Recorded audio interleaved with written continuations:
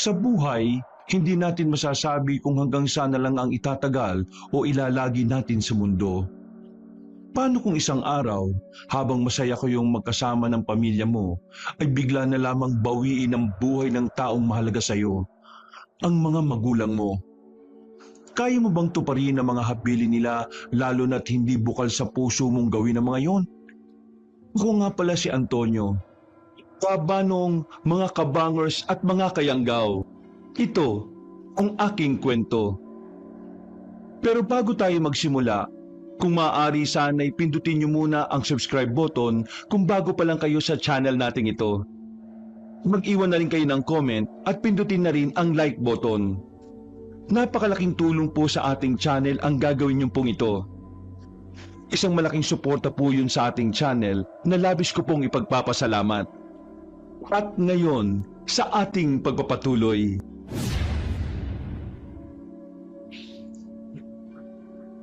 Ay, Antonio! Kanina pa kita hinahanap eh. Nandito ko lang pala. Kasalukuyan akong nasa parlor ng kaibigan ko, Kabanong.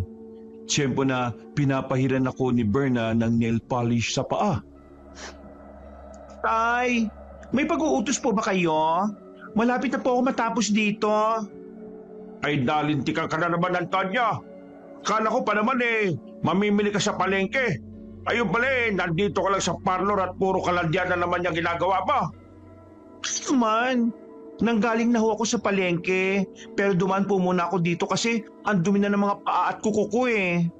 Ay naka, puro ka nalang kaartehan. Hindi ko na alam kung paanong pangaral pang sasabihin ko sa iyo eh. Hindi ka naman marunong makinig. Tay, huwag niyo na po ako pagalitan. Sige na po, mauna na po kayong umuwi. Susunod na po ako. Eh, nasan ba yung mga pinamili mo? Gutom ng nanay mo. Kaya lulutuin ko na yan. Nandiyan po sa may gilid ng upuan. Ikaw na po bang bahala dyan, Tay? Umuwi ka na kagad ha. Pagkatapos mo dyan. Nang umalis si Tatay Andoy, ay saka lamang ako nakahinga na maluwag. Napatingin naman sa akin ang kababata kong kaibigan na si Berna. Ay, Diyos ko. Muntik na akong atakihin sa puso. Bigla-bigla naman kasing sumusulpot si tatay. Alam na alam ng tatay mo kung saan ka pupuntahan eh, no? Alam naman niya na ito lang ang madalas kong tambayan eh. Wala lang liga ngayon sa basketball court kaya ka nandito.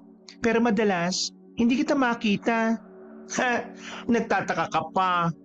Alam mo naman na maraming gwapo sa basketball court, no? Ay naku, landi mo talaga. Sana minarder ko na lang tong kuko mo eh. Ay, yan ang wag na wag mong gagawin. Makakalbo kita kapag nasugat yung kukot daliri ko, no? Eh, ang pangit naman kasi ng daliri mo eh. Ay nako, laitera ka. Pumapangit na lang yan kasi dahil sa kakalakad ko sa araw-araw. Hayaan mo, bibili ako ng lotion para gumanda naman ang paa ko. Nang matapos na ako sa pagpapapedicure ay inabot ko na ang bayad ko kay Berna. Isinukbit ko na rin ang bag ko sa balikat at saka humarap sa malaking salamin na naroon at nagsuklay. Umuwi ka na at baka mapagalitan ka pa ng tatay mo. Ay nako, kung ako lang, gusto ko pang tumambay rito. Nakakainip naman kasi sa bahay namin eh. Kung mamalasin, pipilitin na naman ako ni tatay na turuan at sanayin para marunong daw ako makipaglaban sa mga aswang kagaya nila. Sa naisip ay hindi ko napigilan na umikot ang mga mata ko. Bakit kasi hindi mo gayahin ng nanay at tatay mo? Ay, pwede ba?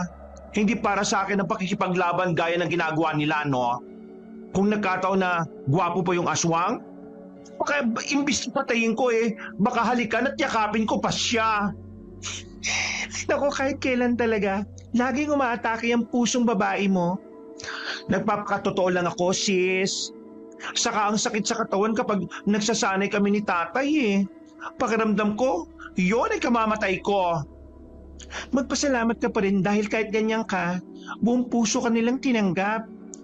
Eh wala naman silang pagpipilian kundi tanggapin ako dahil anak nila ako, no? Ibig ko sabihin, hindi ka binubugbog ng tatay mo kahit na alam na bakla ka. Ha? Takot lang ni tatay na saktan ako kasi ang banta ni nanay sa kanya, lalayasan daw namin si tatay kapag sinaktan ako. Ganon ako kamahal ni Mader. Ang bait nga ng mga magulang mo eh. Kita mo naman at tanyag sila, pati tinuturing na bayani dito sa lugar natin. Ewan ko ba dyan kina tatay kung bakit ang pagpatay ng aswang ang nagustuhan nilang gawin sa buhay nila. Ako, pangarap ko mag-artista o kaya rumampa as model. Ang taas naman pala ng pangarap mo. Oo naman. At ikaw ang kukunin kong make-up, hair artist. Yayaman ka din kagaya ko. Hindi ko naman pinangarap yumaman eh. Sos, magpakatotoo ka nga. Lahat ng tao pangarap yumaman. O siya, uuwi na ako at baka hinahanap na ako nila nanay at tatay. Babush! Habang naglalakad ako pauwi kabanong sa amin, ay may nakasalubong akong ibang kapitbahay namin. Ang iba'y nginingitian at binabati ako, at ganun din naman ako sa kanila. Hanggang sa may makasalubong akong grupo ng mga lalaki. Inirapan ko silang lahat dahil nakakaramdam ako ng imbyerna o inis sa kanila. Narinig ko pa ang isang lalaki na tinawag akong baklita. Hindi ko naman sana yun papansinin dahil sanay na akong tinatawag na bakla, pero ang lubos na ikinaiinis ko ay noong narinig ko pa na nagsalita ang isang lalaki na ang malas daw ng magulang ko dahil nagkaroon sila ng anak na malandi pa sa babae. Sabay-sabay silang nagtawanan, kaya naman matapang ko silang hinarap.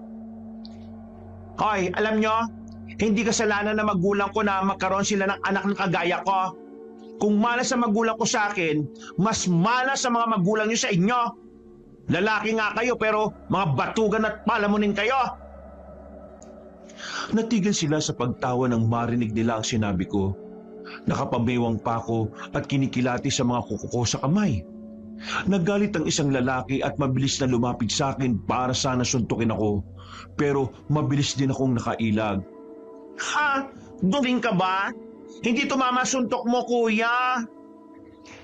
Muling sumugod ang lalaki at kagaya ng nauna ay sinuntok ako nito. Pero lahat ng atake niya ay nagagawa kong ilagan. Humingi na siya ng tulong sa ibang mga kasama kaya sabay-sabay nila akong kinuyog. Bawat lapit nila sa akin ay suntok at sipang iginaganti ko. Hanggang sa bumulugta silang tatlo sa lupa.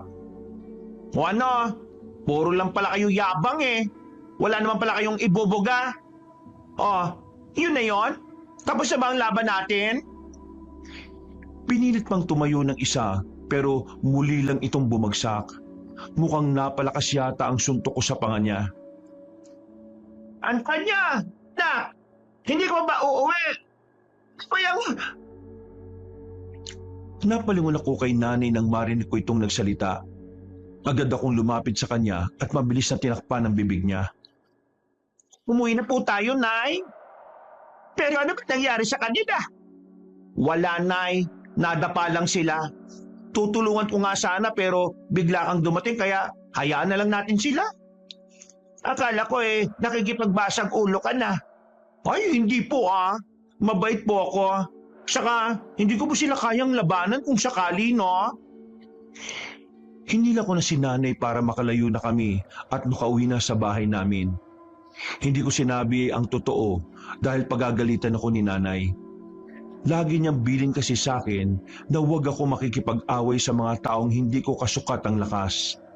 Dahil mga antingero at antingera ang mga magulang ko, kaya bata pa lamang ako, ay sinanay na nila akong gumamit ng punyal at tinuruan ding makipaglaban, kaya kahit papaano ay may likas akong kaalaman. Pagdating sa bahay ay agad na bumungad sa akin ang mabango at masarap na ulam na niluto ni tatay.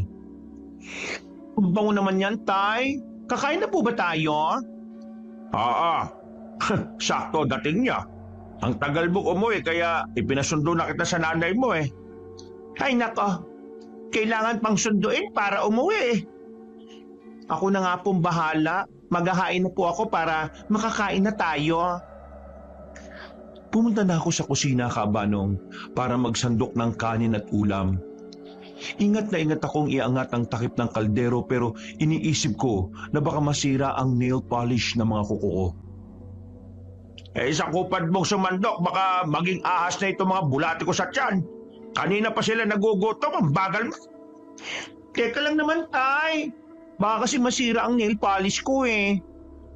Ay, natamaan ka ng lintik talaga, oh. Alam mo, Tay, iwasan mo na magalit at mainip. Simpleng bagay lang eh. Umiinit kagad ang ulo mo. Easy ka lang. Relax. Paano hindi iinit ang ulo ko? Nakakaedad ka pero mas maarte ka pa sa tunay na babae. Dahil babae naman po kasi talaga ako, Tay. Mali lang ang katawang napasok ng kaluluwa ko. Pero sa isip at puso ko, isa akong babae. Maupo ka na nga para makakain na tayo. Ikaw na ang mamuno sa pagdarasal natin. Naupo na ako kaharap ni tatay at nagsimula ng magdasal. Panginoon, Lord, unang-una po ay maraming salamat sa masarap na pagkain na ipinagkaloob mo sa amin ngayong araw. Sana po'y pagpalain niyo po kami sa mga susunod pang araw. Nagpapasalamat din po kami dahil kahit papaano ay nakakasurvive kami sa araw-araw. Huwag po sana kayong magsawa na magbigay ng blessing sa amin, ha? Amen. Tahimik kaming kumain nila nanay at tatay. Nang matapos ay si nanay na ang nagpresentang maghugas ng plato. Ako naman ay pumasok muna sa kwarto ko at nahiga. Habang nakahiga, ay naririnig ko si tatay na parang may kinukumpuning gamit sa labas. Narinig ko ang malakas na pagpalo niya sa tila bakal. Naisip ko na baka gumagawa na naman siya ng punyal o baka lalo niyang pinapatalas ang mga punyal na sandata nila. Nang gabing yun, ay binulabog kami ng mga malalakas na katok. Dali-dali kong binuksan ang pinto at bumungad sa akin ang kapitbahay namin na si Mang Teban. Pawis na pawis ito at bahagya pang hinihingal.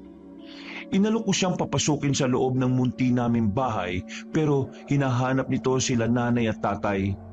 Agad ko naman silang kinatok sa kwarto nila. Bakit ba kami ni-istorbo? Nagdarasal kami ng tatay mo. Nay, nandiyan po si Mang Teban eh. Hinahanap po kayo. Nang marinig yun ni nanay ay nagmamadali itong nagpunta sa sala namin. Nang makita naman ni Mang Teban si nanay ay listo itong tumayo at walang patumpik-tumpik na sinabi na sinugod sila ng aswang na nanggagaya ng katauhan. Ayon kay Mang Teban ay may kumatok sa pinto ng bahay nila. Nang tanungin niya kung sino ito ay sumagot naman ang nasa labas na siya raw si Menard. Sa labis na tuwa at galak ng matanda ay mabilis niyang pinagbuksan ng pamangkin na matagal na hindi bumibisita sa kanila. Ngunit pagbukas niya ng pinto ay hindi si Menard ang naroon kundi isang aswang na nanggagaya ng boses. Bago pa man maisara ni Mang Teban ang pinto ay tinabig niya ang aswang at saka pumasok sa loob. Dumiretso ito sa kwarto ng asawa niya na kasalukuyang nakikipaglaban sa malala at matinding karamdaman. Wala namang laban si Mang Teban kaya tumakbo siya papunta sa bahay namin. Sige, kami nang bahala ni Andoy sa aswang na nasa tahanan mo. Bago pa sumigaw si nanay ay nakalabas na ng kwarto si tatay. Nakabihis na ito at handa ng makipaglaban. Nakita ko ang punyal nito na nasa bewang. Kagaya ng dati ay nakaramdam na naman ako ng kaba. Sa tuwing makikipaglaban ng mga magulang ko sa kampo ng dilim ay hindi ko maiwasang kabahan at matakot para sa sarili nilang proteksyon at kalagayan. Nay, sumama po kaya ako para may katuwang kayo ni tatay. Hindi na anak, maiwan ka na dito. Samahan mo muna si Mang Teban dito. Pero Nay, natatakot po ako eh. Baka kumapano kayo. Ayos lang kami anak. Yakang-yaka namin ng tatay mo yan. Magtiwala ka lang sa amin. Magdasal ka sa Panginoon na matalo namin sila. Opo, sige po Nay. Mag-iingat po kayo ah. Sige na anak, aalis na kami. Wala na akong nagawa nang lumabas sila nanay at tatay. Naiwan kami ni Mang Teban sa bahay at wala kaming ginawa kundi manalangin. Ilang oras ang lumipas, nakahinga ako ng maluwag nang dumating na ligtas sina nanay at tatay. Mabilis kaming lumapit ni Mang Teban sa kanila. Nay, Tay, kumusta po? Anong nangyari? Natalo namin ang aswang, pero hindi namin nailigtas yung asawa mo, Mang Teban. Nahuli kami ng dating. Pagdating namin sa bahay mo, kinakain niya ng asawa mo. Pasensya na. Mukhang gutom na gutom siya. Malaki ang galit sa asawa mo. Kahit anong pagsusuma mo ang sabihin namin, ayaw niyang makinig. Ang sagot lang niya ay dapat mamatay si Minda dahil malaki ang naging kasalanan nito sa kanya. Hindi ako agad nakakibo at nakapagsalita sa narinig ng tinura nila nanay at tatay. Paglingon ko kay Mang Teban, ay tahimik itong lumuluha. Napalhod pa ito at humihingi ng tawad habang umiiyak. At sinisisi nito ang sarili sa pagkamatay ng minamahal na asawa. Mang Teban, wala naman po kayong kasalanan eh. Naintindihan po namin na naunahan kayo ng takot kaya hindi nyo nailigtas si Aling Minda. Alam po namin na mahirap tanggapin ang lahat pero kagaya ng sabi ni nanay, malaki ang galit ng aswang sa asawa mo.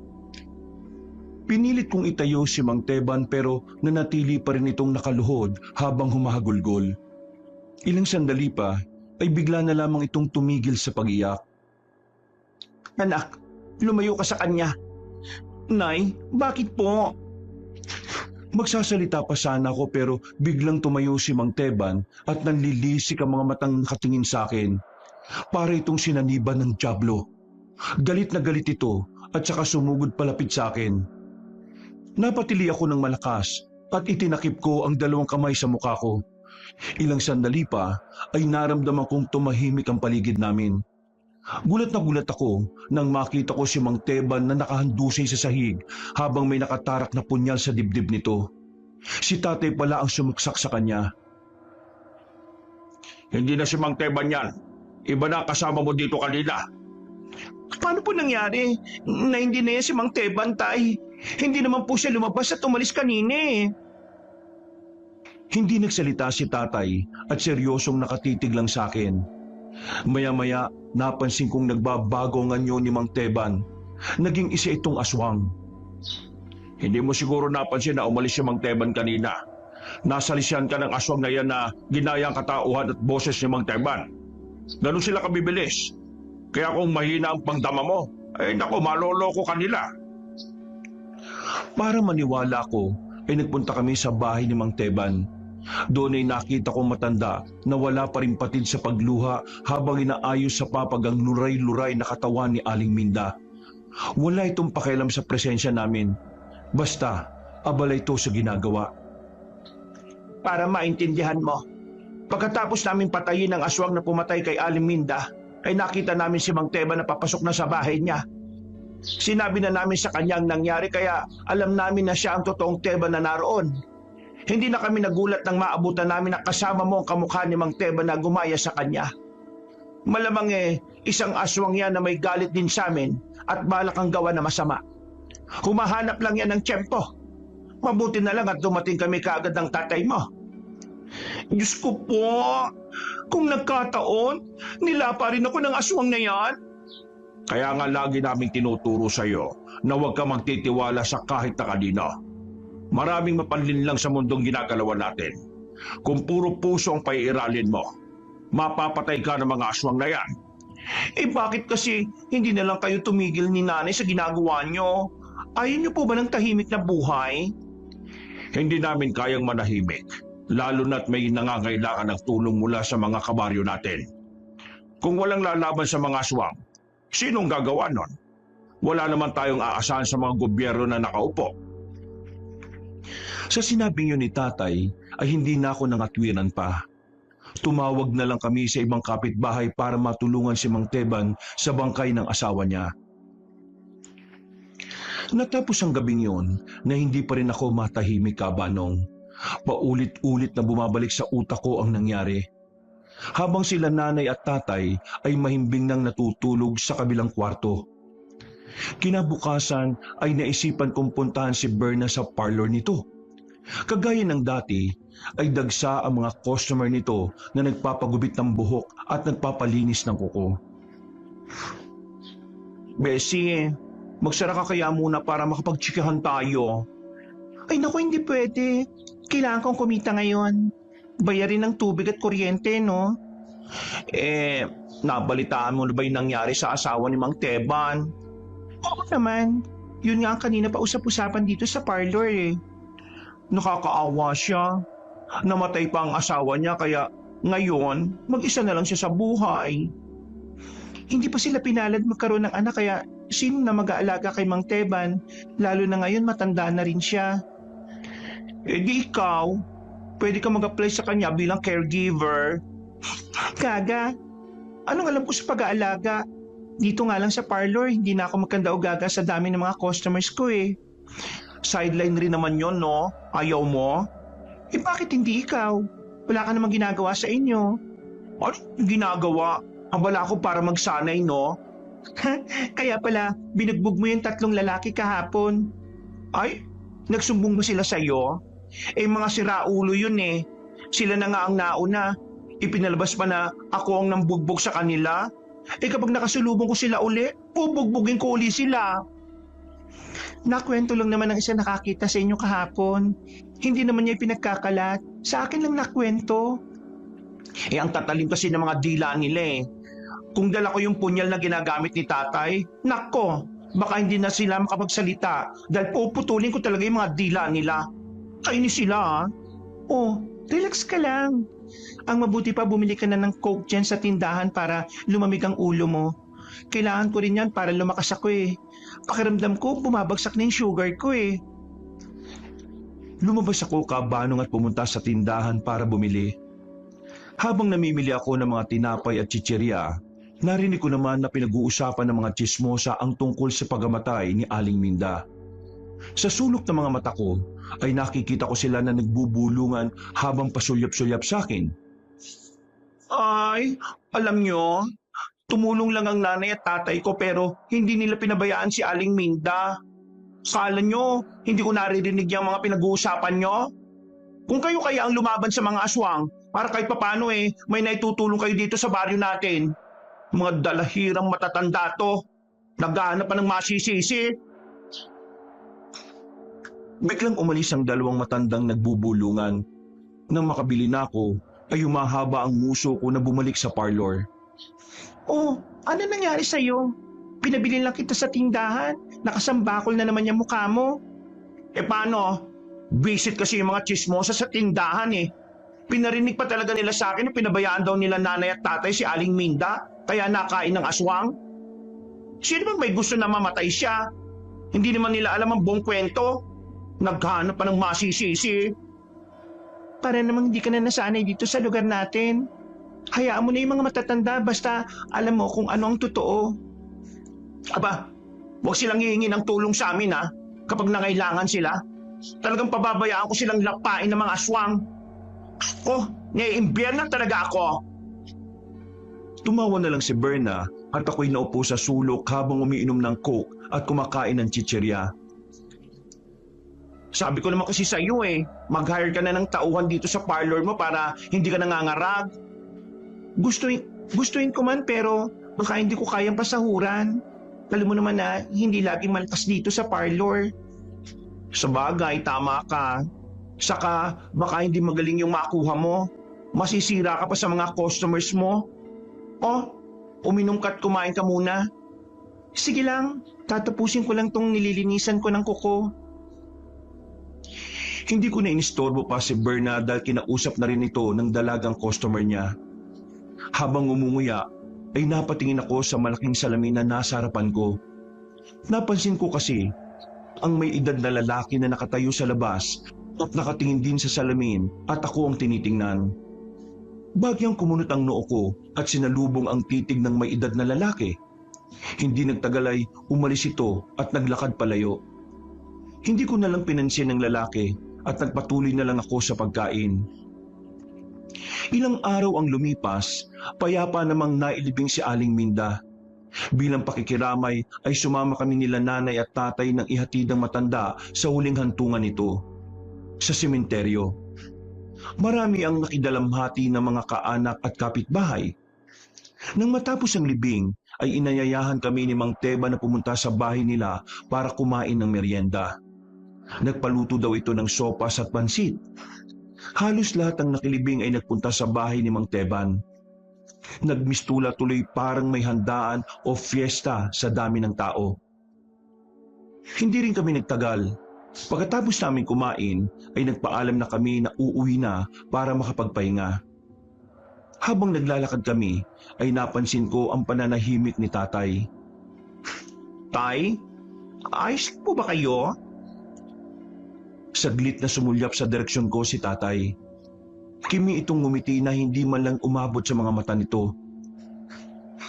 Ayos lang naman ako, anak. Napagod lang siguro ako sa paglalakad kanina. Kahit ako ay medyo nananakit ng mga binti eh. Talagang tumatanda na tayong dalawa. Pagka-uwi natin magpahinga muna tayo para kahit papano makabawi ng lakas. Magpahinga lang po kayo. Mamayang gabi, ako nang bahala magluto ng pagkain natin para sa hapunan. Nang makarating kami sa bahay, ay naunang pumasok si nanay sa kwarto nila. Si tatay naman ay nagpatimpla ng kape sa akin. Habang hinihintay kong kumulo ang tubig, ay bigla na lamang nagsalita si tatay. Bukas ng umaga, huwag ka munang gumala ha. Magsanay tayo para lalo ka pang lumakas. Kailangan mong matutunan ng lahat para kapag nawala na kami ng nanay mo, hindi ka mangangapa sa dilim. Tay, bakit niyo po ba laging sinasabi ang tungkol dyan? Hahaba pa po ang buhay niyo, no? Kayong dalawa ni nanay. Alam ko naman yun, anak, pero hindi natin hawak ang buhay natin. Taging Panginoon lang ang nakakalam kung hanggang saan talaga tayo. Mainam na maging handa ka para wala kaming pagsisihan ng nanay mo kung sakaling mawala kami. Tay, huwag niyo naman po akong paiyakin. Alam niyo naman na mababa lang ang luha ko sa mga ganyang usapin eh. Basta lagi mong tatandaan, anak, na lagi kang nasa puso namin ng nanay mo. Talaga po, tay. Kahit bakla po ako at hindi straight na lalaki. Anak, tanggap ka namin maging sino ka man. Mahal na mahal ka namin. At kung isisilang kang muli, ikaw pa rin ang hihilingin kong maging anak namin. Doon na tuluyang bumagsak ang pinipigilan kong luha, Kabanong. Masaya akong nakangiti habang pinapahid ang mga luha ko sa pisngi ko. Nakangiti rin si tatay at mahigpit akong niyakap. Mahal na mahal din po kita, tay. Kayo ni nanay. Mahal na mahal ko kayo. Payapa ang naging gabi namin, Kabanong. Idinarasal ko na sana ay walang kumatok sa amin para humingi ng tulong at mukhang pinakinggan naman ako ng nasa itaas. Mahimbing kaming natulog at kinabukasan ay maaga kaming nagising. Habang si nanay ay nasa palengke, kami naman ni tatay ay seryosong nagsasanay sa labas ng bahay namin. Kasalukuyang kong hawak ang punyal na ipinagamit ni tatay sa akin.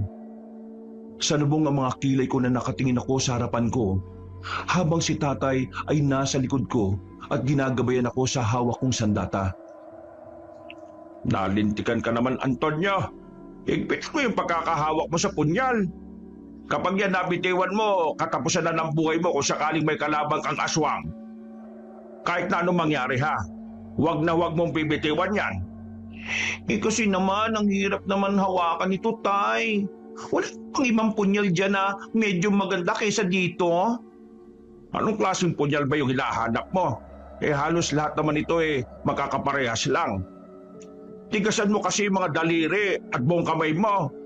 Lalambot-lambot naman kasi. Parang nakapilantik pa yung mga daliri mo. Baka kasi masira yung nail polish ko eh. Ay nako, umayos ka na. Seryosoin mo naman tong ginagawa natin dahil kapag may humingi ng tulong sa atin isasama na kita para mahasa ka na sa pakikipaglaban. Naku tay, hindi pa ako ready. Kailan ka magiging handa? Kapag patay na kami ng nanay mo. Ayan ka na naman sa patay-patay na yan eh. Ay sige na, hawakan mo yung punyal at itutok mo sa kalaban. Pagganahin mo ang isip mo na kunwari nasa harapan mo yung kalaban mo. Sugurin mo siya at tamaan ng hawak mong punyal. Wala ako ng malalim na hininga saka ako sinunod ang utos ni Tatay Kabanong. Mabilis akong tumakbo at winasiwas ng hawak kong punyal ng kalaban na hindi nakikita. Hindi pa ako nakontento at sumipa pa ako sa ere. Nagpakawala rin ako ng makakasunod na suntok at saka ibinaon ko sa lupa ang punyal. Inisip ko na nakahigaro ng kalaban ko. Napataas lang ako ng tingin nang marinig ko ang malakas na palakpak ni Tatay. Hinihingal akong tumayo at saka sinalubong ang aking ama. Bahagya nitong ginulo ang may kahabaan kong buhok at saka tinapik ako sa balikat. Ganyan nga anak. Magaling nga ipinakita mo ngayon ha. O sige na, magpahinga ka muna at mamaya mag-iinsayo tayo muli. Lumipas pa ang ilang mga araw. Naging punong abala ko sa palagi ang pag-iensayo namin ni Nanay at Tatay. Parang ito na ang naging bonding naming pamilya. Kahit na nakakaramdam ako ng pagod ay pinili kong huwag magreklamo lalo na kapag nakikita kong masaya ang aking mga magulang. Hindi matatawaran ang mga ngiti nila sa labi at pakiramdam ko ay proud na proud ako sa sarili ko. Akala ko ay puro saya lang ang mararanasan namin hanggang dumating ang isang gabi. Bilog ang buwan ng gabing yon at parang kulay pula ang ulap sa kalangitan. Sabi ni Tatay ay simbolo yon ng dugo. Isang nagbabadyang madugong laban o madugong pakikipagdigmaan laban sa kampo ng dilim. Nahintakutan ako pero hindi ko ipinahalata sa kanila. Habang tahimik kaming nasa loob ng bahay, nakikiramdam sa maaaring mangyari sa labas nang biglang nabasag ang aming katahimikan sa malakas na alulong ng isang asong lobo sa tuktok ng kabundukan. Walang kibo na tumayo sina Nanay at Tatay.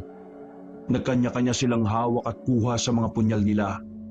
Bago lumabas ay lumuhod pa sila sa harapan ng altar at saglit na nagdasal. Manatili ka lamang dito ha. Hintayin mo kami ng nanay mo. Pero gusto ko bang sumama sa inyo, Tay? Lubang mapanganib ang gabing ito, kaya hindi ka pwedeng sumama. Pag na matigas ang ulo mo, anak, sumunod ka na lang sa amin ng tatay mo. Hintayin mo kami, tuwi rin kami. Ayaw ko mapag-isa dito eh. Parang awa nyo na, Nay. Isama nyo na lang po ako. Nagkatinginan sila Nanay at Tatay saka nag-aalala ang mukhang tumingin sa akin. Naniniwala ako sa kakayahan mo, anak. Ito na siguro ang tamang panahon para masubukan mo ang natutunan mo. Ko, maraming salamat po, Nay. Hindi ko po kayo bibiguin. Lalabanan ko ang lahat kampo ng dilim na yan. O sige, tara na. Kailangan nating makita mga malalakas na aswang na gumagala dito sa baryo natin. Baka may mabiktima na sila. Lumabas na kaming tatlo ng bahay namin. Habang naglalakad ay alam kong nakikiramdam sila Nanay at Tatay sa paligid. Tay, may tanong po ako. Paano niyo nalaman na may darating na panganib ngayong gabi kahit na wala namang nagsasabi sa inyo? Palatanda na namin ang kabilugan ng buwan at ang pulang ulap. Kapag pumula ang ulap at ang buwan, nagbabadya yan ng masamang pagitain, lalo na't madalang naman niyang lumabas o magpakita. Oo nga. Bakit na kaya naging ganyan ang kulay ng langit? Mahirap ding ipaliwanag dahil maraming kakatwa at kakaibang nangyayari dito sa mundo ng mga tao. Hindi naman lahat sakop ng ating kaalaman at kaisipan. Basta ang sabi ng ama at lolo ko dati, kapag pumula ang ulap at buwan, kailangang maging alisto at lumaban. Huwag na kayo maingay. Nararamdaman ko na sila. Mukhang malalakas sila ngayon.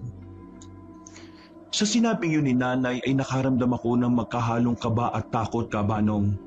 Yun ang unang beses na makikipagsagupaan ako sa mga aswang. Kahit malamig ang simoy ng hangin, ay binabalutan pa rin ako ng pangamba. Pinapawisan ako ng malamig at bagyang nanginginig ang mga daliri at kalamnan ko. Maya-maya, biglang sumigaw si Nanay kaya napatingin ako sa harapan namin na may masukal na kakahuyan. Mula roon ay kitang-kita ko ang maraming pares ng mapupulang mga mata na tila nakatitig at nagbabantay sa amin. Ilang sandali pa ay may 4 na asong lobo na lumabas mula roon. Agad na iwinasiwas nila nanay at tatay ang mga hawak nilang punyal. Kitang-kita ko kung paano nila gilitan ng leeg ang mababangis na mga asong lobo. Nak, gamitin mo ang punyal mo. Kapag naunahan ka nila ikaw ang kakainin at lalapain nila. Ay, Diyos ko naman, parang hindi ko kayang pumatay ng hayop. Hindi ordinaryong hayop ang mga yan. Mga aswang yan nagkatawang asong lobo. Kaya lumabang ka. Lumayo kayo sa akin. Pangit na asong lobo. Panay ang tiliko ng mga sandaling yon, Kabanong.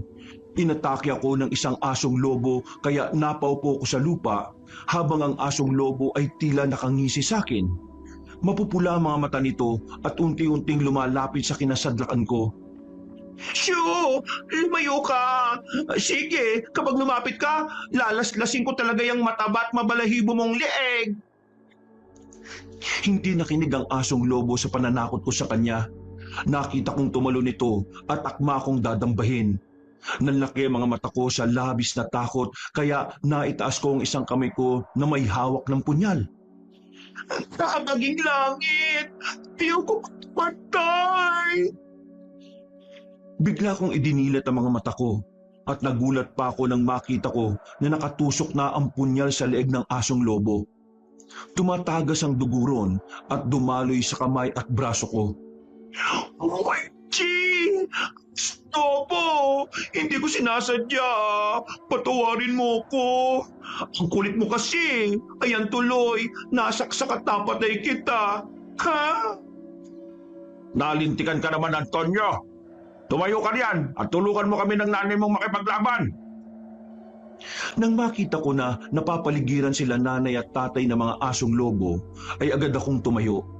Magkakatalikuran kaming 3 habang hawak ang mga punyal namin. May 6 na asong lobo na pinapalibutan kami. Pinatalas ko ang aking mga mata. Nakikiramdam sa mga susugod. Kailangan ko nang maging alerto at seryoso sa oras na yon dahil buhay namin ang nakasalalay. Kaligtasan namin ang nakataya. Nang tumalo ng mga asong lobo ng sabay-sabay, ay walang habas na nilaslas namin ang katawan at mukha nila gamit ang matatalas naming punyal. Nang bumagsak silang lahat, ay saka ako nakahinga na maluwag. Hay, salamat at naubos natin sila. Huwag ka munang magsaya dahil nagsisimula pa lang ang tunay na laban. Warm up pa lang yung kanina. No? Warm up pa lang yun, Tay? Alagad pa lang ng pinuno nila mga asong lobo na yan. Magsasalita pa sana ako, pero biglang lumabas mula sa dilim ang isang nakakatakot at malaking nilalang na ni sa panaginip ay hindi ko pinangarap makita. Narito pa lang kinatatakutan at bantog ng mga kasawang antingero at tingera. Ha! Ikinagagalak ko kayo makilala. Hindi namin ikinagagalak na makilala at makita. Masyado ka namang malupit magsalita. Ganyan ka ba bumati sa iyong mga kaaway? Hindi naman kailangan maging mabay sa kagaya nyo Kung ganon, tapusin na natin kaagad ang labang ito. Tatapusin kita, tago mawala ang pulang buwan at ulap sa langit. Kinumpas ni Gaspar ang kamay sa ere at saka naglabasan mula sa likod nito ang iba't ibang uri ng mga aswang. Napatili ako ng malakas nang lumapit sa akin ang 2. Hinawakan ako ng isa sa magkabilang braso kaya naman hindi ko maiwasiwas ang hawak kong sandata. Ang isa naman ay tumutulo pa ang laway at muntik na akong sagpangin. Napadilat ako ng mga mata nang makita ko si nanay na ginigilitan sa batok ang aswang na muntik kumagat sa akin. Doon ay nabuhayan ako ng loob at bigla kong ipiniksi ng malakas ang mga braso ko. Napitiwan ako ng aswang na may hawak sa akin at saka ko siya sinaksak sa dibdib. Tiningnan ko sila nanay at tatay na abala sa pakikipaglaban sa mga aswang. Tumulong din ako. Wala akong pinipili. Kung sino ang makita ko ay pinapatay ko. Hanggang sa naramdaman ko na may sumuntok sa likod ko. Natamaan ako sa spinal cord kaya naman bigla kong bumagsak sa lupa. Mahinang nilalang. Anak ka ba talaga ng bantog na antingera at antingero? Bakit parang wala kang lakas? Isip lang. Antonio, anak! Ayos ka lang ba? Saglit na lumingon si tatay sa akin habang patuloy itong nakikipaglaban sa mga aswang. Anak, kaya mo bang tumayo? Ayos lang po ako, Nay, Tay. Huwag niyo po akong intindihin. Malakas na humalakhak si Gaspar sa dahan-dahang humakbang palapit sa akin. Dinaklot niya ako sa kwelyo ng damit ko at saka itinaas sa ere. Nagpumilit akong magpumiglas pero muli niya akong sinuntok sa tiyan. Bumaluktot ang katawan ko at naramdaman kong lumabas ang dugo sa bibig ko. Humawak ako sa kamay ni Gaspar para bitiwan niya ako pero ibinato niya ako at tumama ako sa katawan ng puno. Tigilan mo anak natin! Walang pagdadalawang isip na sumugod si nanay kay Gaspar pero hindi nito ininda ang bawat atake ni nanay. Isang atake pa ang ginawa ni nanay at nahawakan ni Gaspar ang kamay niya na may hawak ng punyal. Kahit anong lakas ni nanay ay nanaig pa rin ang lakas ng lalaking si Gaspar. Naagaw nito ang punyal at saka walang habas ang ginilitan si nanay sa leeg. Sonia! Sonia! Kumalakhak ng malakas si Gaspar habang nakikita na walang patid ang pagsirit ng dugo mula sa leeg ni nanay. Wala akong magawa dahil sa sakit ng katawan na natamo ko. Hindi ako makagalaw man lang. Pakiramdam ko ay nagkabali-bali ang mga buto ko. Narinig ko na humahagulgol ng iyak si tatay. Nakita ko siya nakalong si nanay habang tinatakpan ng leeg nito pero hindi yun nakatulong para hindi bumulwak ang maraming dugo. Ikaw na ang bahala sa anak natin. Huwag mo siyang pabayaan. Maraming salamat sa lahat ng pagmamahal mo. Mahal kong asawa. Huwag mo kong iwan, Sonia. Parang awa mo na. Idilat mo ang mga mata mo. Ha! Paano ba yan? Napatay ko ang pinakamamahal mong asawa. Galit na galit ka na ba yan? Hayop ka. Mananagot ka sa ginawa mong pagpatay sa asawa ko. Hoy! Gusto ko yan! Buong tapang na tumayo si tatay at saka hinarap si Gaspar. Nagsukatan sila ng lakas. Narinig ko ang bawat kalabog ng suntok nila sa isa't isa. Narinig ko rin ang bawat palaho nila sa tuwing nasasaktan. Gustong-gusto kong tumayo para tulungan ang tatay ko. Pero kahit anong pilit ko, hindi ko maibangon ang katawan ko. Kusa akong bumabagsak sa lupa sa tuwing itutugod ko ang mga braso ko sa lupa. Nanay ko, huwag mo po kaming iiwan. Ito na ang katapusan nito. Bigla akong napatingin sa dalawang nilalang na naglalaban sa gitna ng dilim. Biglang nawala ang pulang ulap at naging puti yun. Kahit ang buwan ay nagliwanag. Yun ang palatandaan na nagwagi ang anak ng dilim. Pagtingin ko kay tatay ay sakal na siya ni Gaspar. Puro dugo ang bibig nito at pakiwari ko ay nangihina na. Nakangiting lumingon si tatay sa akin at pinilit ipakitang maaliwalas at masaya ang mukha niya. Anak! Tinam! Pagkasabi nun ni tatay ay may kinuha siyang isang kwintas sa bulsa niya. Ibinato niya yon at nahulog sa lupa. Bigla siyang kinagat ni Gaspar sa leeg. Nang mga sandaling yon ay para akong nahilo at nabingi. Halo-halo ang nararamdaman kong emosyon. Umiyak ako habang sumisigaw pero walang pakialam si Gaspar. Ay! Tigilan mo ang tatay ko! Huwag mo siyang patayin! Nangawa mo na! Ako na lang ang tapusin mo! Hindi nagtagal ay binitiwan ni Gaspar si tatay pero wala na yung buhay. Pumalahod na ako ng iyak at muling pinilit na gumapang para malapitan ko ang magulang ko. Ang tamis na mga dugo nila. Munti ko nang maubos. Pinigilan ko ang sarili ko Dahil nandiyan ka pa, sisip-sipin ko rin ang dugo mo. Perde ang dugo ko, no? Kaya hindi ka masasarapan. Lumapit si Gaspar sa akin at inapakan ng isang braso ko. Napasigaw ako sa labis na sakit. Alam kong katapusan ko na yon, Kabanong, kaya hindi ko na rin pinilit lumaban. Mamamatay kaming may dangal. Hindi kagaya mo na buhay nga, pero sinusunog na ang kaluluwa mo dito sa mundo. Gumising lang si Gaspar at sa kanya ako muling dinakot sa kwelyo ng damit ko para magpantay kaming dalawa. Sumana akong kakagatin nang bigla na lamang nagliwanag sa kinaroroonan namin. Napatakip pa ako ng mukha ko dahil nasilaw ako sa malakas na liwanag. Sa wakas ay nakalabas din ako sa bilangguan ko. At sino ka namang pangahas ka? Ako si Sachi, ang manggagamot at mandirigmang engkanto na ikinulong sa loob ng kwintas na yan. Tinawag ako ng taong nagkulong sa akin para humingi ng tulong. Nang mawala ang liwanag, at saka ako nabistuhan ng lalaki na nakasuot ng puti at parang kumikinang ang buong balat. Gwapo ito sa madaling sabi, Kabanong, kahit na mahaba ang kulay gatas nitong buhok na umaabot hanggang bewang. Kung ako sa iyo, Engkanto, bumalik ka na lang sa pinanggalingan mong bilangguan. Walang humingi ng tulong mo rito. Kung tumawag sa'yo, kaya parang awa mo na. Tulungan mo ako, poging Engkanto. Manahimik ka! Bago pa ako gawa ng masama ni Gaspar, ay nakalapit na si Sachi sa amin. Agad nitong inilabas ang kapangyarihan mula sa palad nito. Lumabas ang bilog na tubig doon at saka tumama kay Gaspar. Nabitiwan ako ni Gaspar at agad na nasalo ni Sachi. Nagkatinginan kaming dalawa at hindi ko mapigilan na magpa-cute sa kanya. Kumunot ang noon nito at parang nagtataka sa nakikitang ekspresyon ng mukha ko. Kailangan na nating tumakas. Ikaw ang bahala.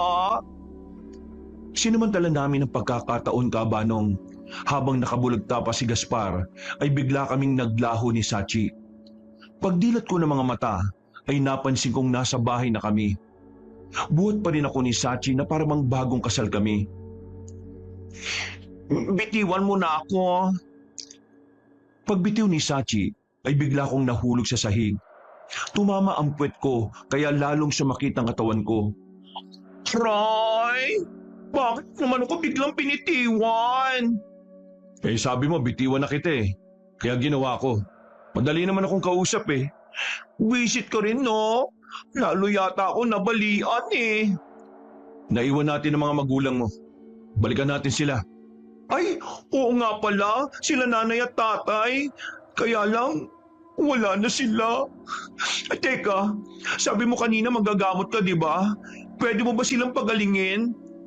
Manggagamot ako, pero hindi ako bumubuhay ng taong namatay na. Namatay sila. Wala man lang ako nagawa para tulungan sila. Mabuti na lang at pinakawalan ako ng tatay mo bago siya namatay. Bakit ka ba kasi ikinulong ng tatay ko? Naging tuso at mapanglamang kasi ako. Nakilala ko sila noon dahil ako ang nasa loob ng batong agimat na nakuha nila sa bundok.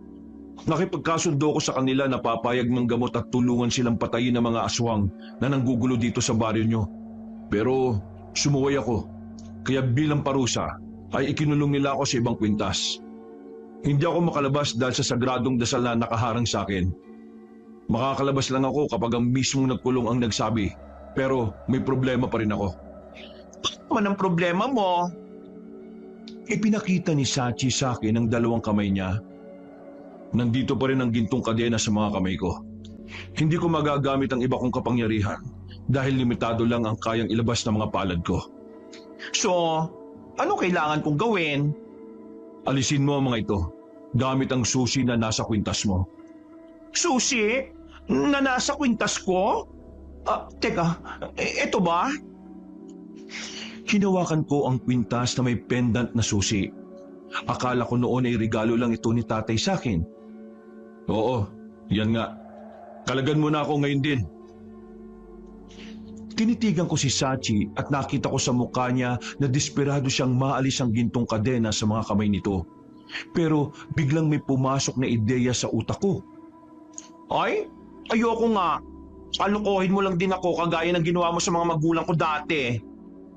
Sa tingin mo ba yung magagawa ko yun sa'yo? Tinulungan nga kita kanina eh. Kung hindi ako lumabas, malamang kasama ka na ng mga magulang mo na namatay. Teka, pag-iisipan ko muna kung pakakawalan kita o hindi. Sa ngayon, magtiis ka na muna dyan sa gintong kadena mo. Matalino ka rin kagaya ng mga magulang mo. Hoy, narinig ko yan. Hindi naman nila ako tinuruan maging tanga at mangmang, no? Saka, may ibibigay akong mga kondisyon bago ko alisin ang kadena mo. Sa ngayon, pag-iisipan ko muna. Sige, ikaw ang bahala. Wala naman akong magagawa kundi sumunod sa iyo. Bumalik na muna tayo kung saan ang labi ng mga magulang ko. Kailangan ko silang ilibing na maayos. Sa isang iglap, ay naroon na kami ni Sachi sa masukal na kakahuyan kung saan nagtapos ang buhay ng aking pinakamamahal na magulang. Hindi ko napigilang pumalaho ng iyak sa harapan nilang dalawa. Isa-isa ko silang kinalong at walang humpay na sigaw na malakas. Si Sachi ay nakatayo lang sa likod at nagmamasid sa akin. Hindi ko na pinatagal ang burol ng aking mga magulang, Kabanong. Tama na sa akin yung nagpunta ang lahat ng kababaryo namin, lalo na ang mga pamilya na natulungan nila noon, laban sa mga aswang. Bumaha ng mga donasyon at tulong kaya naman maayos kong naipalibing ang aking nanay at tatay. Sa araw mismo ng libing nila ay hindi na ako umiyak. Pero sa isip ko ay isinumpa ko sa harap ng libingan nila na igaganti ko ang pagkamatay nila. Papatayin ko si Gaspar na siyang walang awang pumatay sa kanila. Walang puwang ang awa sa puso ko ng mga oras na yon, Kabanong. At si Sachi na ang gagamitin ko para maisakatuparan ko ang plano ko. Nang makauwi ako sa bahay, ay nakabibinging katahimikan ang sumalubong sa akin. Nasa pinto pa lamang ako, ay naalala ko si nanay na masayang nakangiti sa akin habang nakaupo sa sala at si tatay naman ay abalang nagluluto sa munti naming kusina. Mabibigat ang mga paa ko na humakbang papasok sa loob, Kabanong. Ipinatong ko sa altar namin ang 2 litrato nila. Sorry po, Nay, Tay. Dahil wala akong nagawa nung gabing yon. Isinusumpa ako. Ipagpapatuloy ko ang pagsasanay, wawakasan ko rin ang buhay ni Gaspar. Doble na kamatayan na natamo ninyo. Si Gaspar ba? Ang malakas at kilalang pinuno ng mga aswang na nabubuhay rito sa baryo ninyo? Ang alam ko, dati na yung kaaway ng mga magulang mo. Bigla lang yan nawala at nanahimik. Siguro nagpalakas pa siya ng husto dahil pinaghandaan niya ang muling paghaharap nila ng mga magulang mo. Ngayon nagtagumpay siyang patayin ng mortal niyang kaaway. Magsaya na siya ngayon dahil malapit ang magwakas ang paghahari niya rito sa baryo namin. Hindi ako titigil hanggat hindi ko siya napapatay. Hindi mo siya mapapatay kung ganyan lang ang kakayahan mo. Hindi lang punya lang makakatapos sa kanya. Kung ganon, anong dapat kong gamitin? Tulungan mo naman ako. Handa akong tulungan ka. Basta'y pangako mo na kapag natapos kitang tulungan na mapuksa at matalo si Gaspar, ay hahayaan mo na akong tuluyang makalaya. Sige, papayag ako. Yan na ang magiging kasunduan nating dalawa. Hoy, Tita! Nandiyan ka na ba? Nakauwi ka na ba? Bigla ako napatingin sa pinto ng bahay ko. Hindi ko naisara ang pinto kaya agad na bumungad si Berna. Tiningnan ko si Sachi pero para itong bula na biglang pumutok. Dapat kanina pa ako Kaya lang bumili ako ng pagkain para kako huwag ka na magluto. Alam kong ilang araw kang puyat at pagod Pwede ba akong pumasok? Ha? Oo naman. Tara, pasok ka. Sino ba nakausap mo? Narinig ko kasi na parang may kinakausap ka kanina. Wala yon. Yung mga litrato nila nanay at tatay ang kinakausap ko. Teka, ano ba yung binili mo? Dapat hindi ka na nag-abala pa Hayaan mo na. Ikaw lang naman nang inaalala ko Bumili lang ako ng lutong ulam at mga tinapay. Bahala ka na kung anong gusto mong kainin sa mga yan. Basta, huwag ka magpapagutom Oy, maraming salamat Berna Nakaka-touch naman. Hinawakan ni Berna ang dalawang kamay ko at bahagya yung pinisil. Alam kong hindi madali ang pinagdaraanan mo ngayon. Lagi mo lang tatandaan na nandito ko. Handang damayan ka sa lahat ng oras. Pwede mo akong sumbungan ng lahat ng lungkot at problema mo.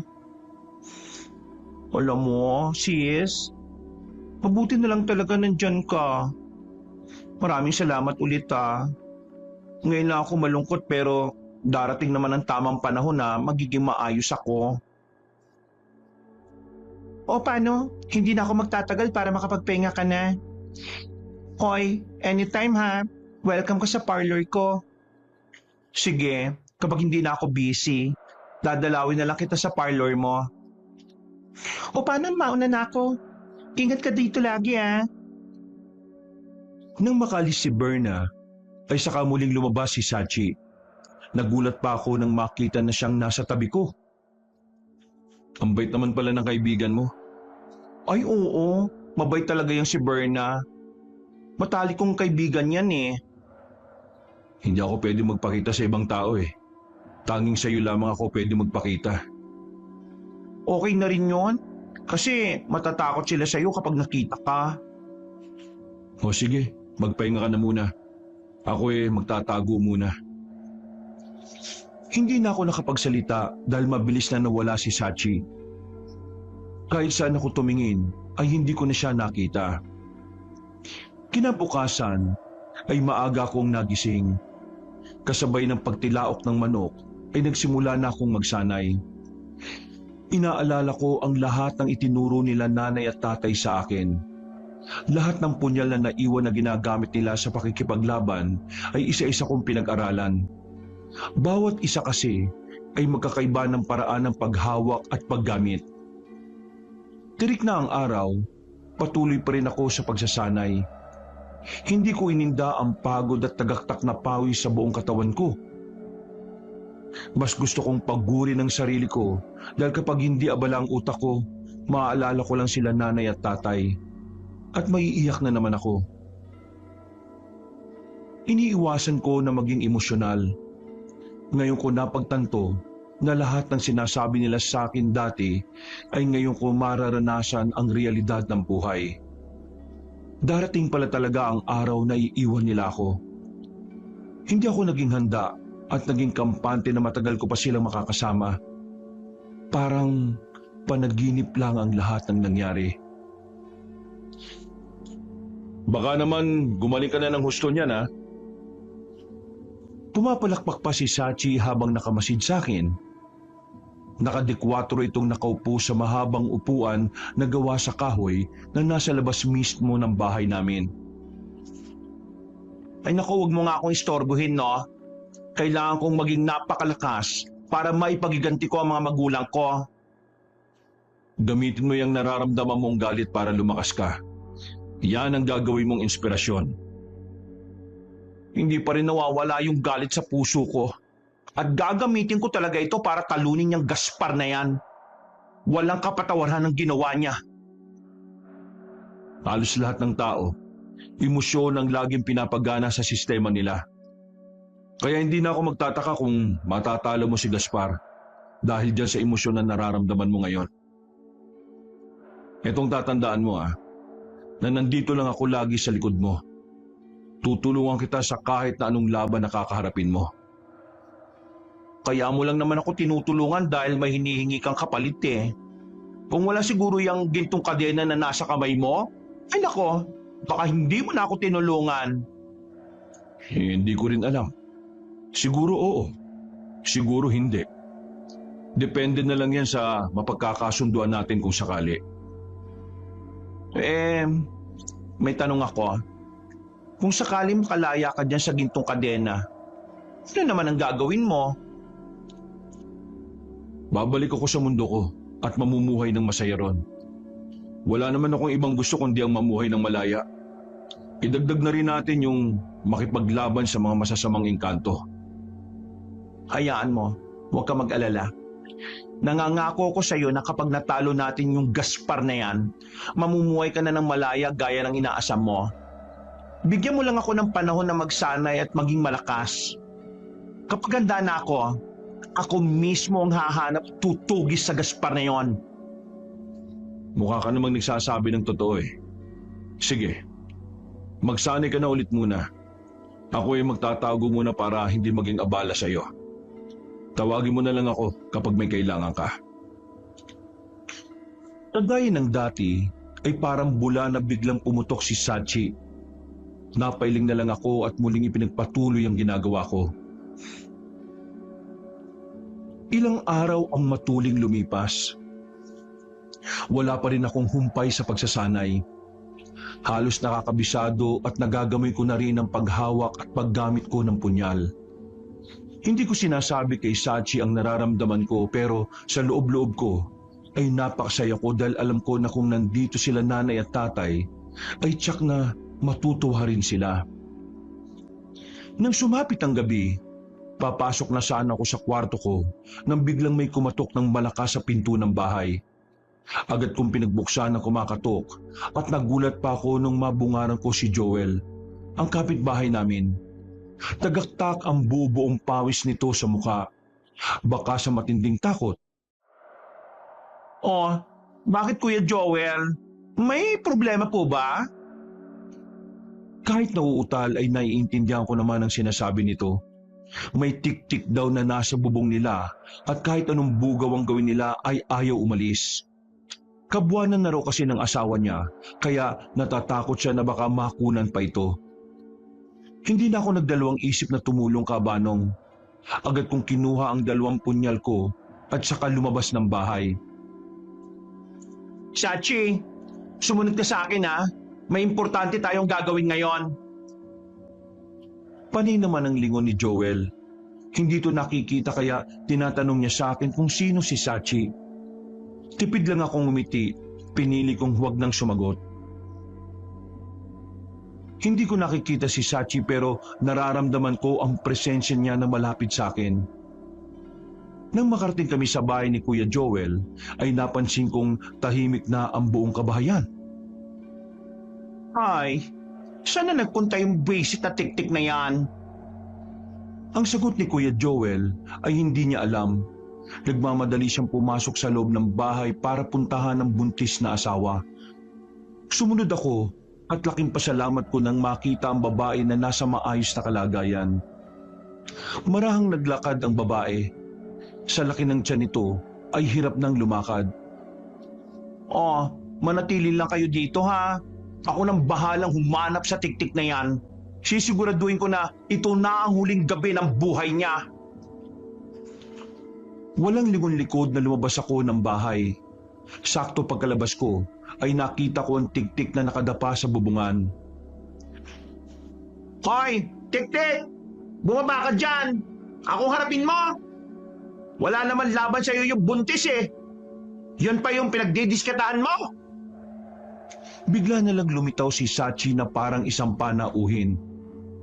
Mukhang kaya mo nang talunin ng tik-tik na yan. Hindi na kita tutulungan ha. Titingnan ko kung ayos ka na sa pakikipaglaban. Ay, tulungan mo pa rin ako. Hindi naman dapat minamalit ang mga aswang kagaya ng tik-tik na yan. Eh paano kung matalo niya ako? Basta gawin mo ang lahat para manalo. Isipin mo na lang na kapag hindi mo siya napatay, ikaw ang papatay niya. Kaya good luck. Uy, Sachi, huwag kang umalis! Huwag mo akong iwan dito! Pero nawalang parang bula na naman ang engkanto. Bisit na bisit ako sa mga oras na yon, kabanong. Hindi ko na pinagtuunan ng pansin si Sachi dahil biglang sumugod ang tik-tik sa akin. Halatang gutom ito dahil halos kita na ang mga buto sa ribs at katawan. Sumugod siya sa akin saka ako kinalbot gamit ang matutulis niyang kuko. Umatras ako at mabilis na nakailag at nakatalon. Muntik pa akong bumagsak ng paiga sa lupa. Mabuti na lang ay naitukod ko ang isang palad ko sa lupa saka umikot sa ere para makatayo. Grabe, muntik na ako doon ha. Lecheng pangit na aswang na to. Kung nagkataon eh, nasira ang beauty ko. Ngumisi ang aswang sa akin, saka muling ipinagaspas ang pakpak. Lumipad siya pasugod sa akin at sunod-sunod akong inatake gamit ang 2 kamay nito na may matutulis na kuko. Bawat atake niya sa akin ay ang hawak kong punyal ang ipinagsasangga ko, hanggang maputo lang lahat ng matutulis niyang kuko. Oh, paano ba yan? Wala ka ng sandata. Ngayon, ko naman. Sumugod ako sa tiktik at ilang beses na sinubukan na saksakin ang hawak kong punyal, kaya lang puro daplis lang ang nagagawa ko sa kanya. Hinawakan ako ng tiktik at isinamang ilipad sa himpapawid. Nalula ako nang mapatingin ako sa ibaba. Bruha ka. Pag nahulog ko, sinasabi ko talaga sa'yo, pagsisisiyan mo ng triple ang ginawa mo sa akin. Hawak ako ng tiktik sa magkabilang braso habang ako'y nakakapit sa balikat niya. Sachi! Tulungan mo ako! Awa mo na! Ayaw ko pamatay! Nakita ko si Sachi na nakatayo sa lupa habang nakatingala sa akin. Pinapanood lang nito ang paglipad namin ng tiktik. Ilang sandali pa ay hinulog ako ng aswang sa bubong ng bahay ni Kuya Joel. Napaigik ako sa sakit nang tumama ang likod ko sa bubong. Kung hindi yun matibay ay baka nabutas yun at nahulog ako sa loob ng bahay. Wisit kang engkanto ka! Wala ka talagang balak tulungan ako! Pinilit kong tumayo at saka hinintay na muli akong lusubin ng tiktik. Nang papalipit na ito sa akin, ay saka ko ibinato ang hawak kong punyal. Saktong tumama yun sa dibdib ng tiktik at parang papel ito na bumaba sa lupa. At parang papel ito na bumagsak sa lupa. Mula sa bubong na kinatatayuan ko, ay tumalon ako sa lupa. Binunot ko ang punyal na nakatarak pa rin sa dibdib ng tiktik at walang sabi-sabi na nilaslas ko ang leg niya. Walang buhay ang tiktik na nakahandusay sa lupa. Narinig kong pumapalakpak si Sachi mula sa likod ko. Humarap ako sa kanya at marahang lumapit saka ako hinawakan ng gintong kadena na nasa mga kamay niya. Hinila ko yung pababa ng ubod lakas kaya napasubsob si Sachi sa lupa. Maang itong napatingin sa akin. Ano bang? Sa susunod na hindi mo ako tulungan, hindi lang yan ang gagawin ko sa'yo. Huwag mong hintayin na magbago ang isip ko na alisin ang gintong kadena sa mga kamay mo. Huwag mo ring hintayin na ikulong kita muli sa kwintas at tarangan ng sagradong dasal. Kapag ginawa ko yon, hindi na kita pakakawalan. At kahit mamatay ako, hindi pa rin kita pakakawalan. Kaya habang buhay ka nang makukulong sa loob ng kwintas. Naintindihan mo? Oo, naintindihan ko. Mahal na Reyna. Ha? Anong tinawag mo sa akin? Mahal na Reyna. Patawad sa akin na agawang pagkakamali. Gusto ko lang namang makita kung magaling ka na makipaglaban kaya tinis kong hindi ka tulungan. Sana mapatawad mo ko. Lumot pa si Sachi sa harap ko at parang kawal na muntik ng halika ng mga paa ko. Oy, tumayo ka nga dyan. Umuwi na tayo dahil tapos na ang misyon natin para sa gabing ito. Paglingon ko, ay muntikan na akong mapatili nang makita sila Joel at ang asawa nito na nagtatakang nakatayo malapit sa akin. Tinanong nila kung sino ang kausap ko dahil wala naman daw silang nakikitang ibang tao bukod sa akin at sa tiktik na pinatay ko. Bantay ko lang yon. Kulang ang may kakayahan na makita siya eh. O sige na, uuwi na ako. Napagod ako sa pangit na aswang na yon. Nakailang hakbang na ako nang tawagin ako ni Kuya Joel. Tinatanong nito kung paano ang gagawin nila sa tiktik. Ay, hayaan mo na ang alagad ko na mag-asikaso niyan. Bago ko umuwi ay inutusan ko si Sachi na ilibing o sunugin ang tiktik. Bahala na siya kung ano ang gagawin niya sa aswang na pinatay ko, basta ang mahalaga ay maidispatcha niya. Pagkarating ko sa bahay ay inayos ko ang mga punyal sa kinalalagyan nito. Tahimik akong nahiga at pumikit. Mahal na Reyna, nasunog ko na ang katawan ng aswang gaya ng ipinag-utos mo sa akin. Ay, ikaw talaga, Sachi, oh. Bakit bigla-bigla ka nalang sumusulpot? Buti na lang hindi ako masyadong magugulatin. Ipinapaalam ko lang para alam mo. Baka kasi sabihin mo, hindi na naman ako sumunod sa iyo eh. Oo na, sige na. Hayaan mo na ako magpahinga ngayon dahil bukas kailangan kong magising na maaga. Masusunod po, mahal na Reyna. Bukas na lang tayo mag-usap ulit.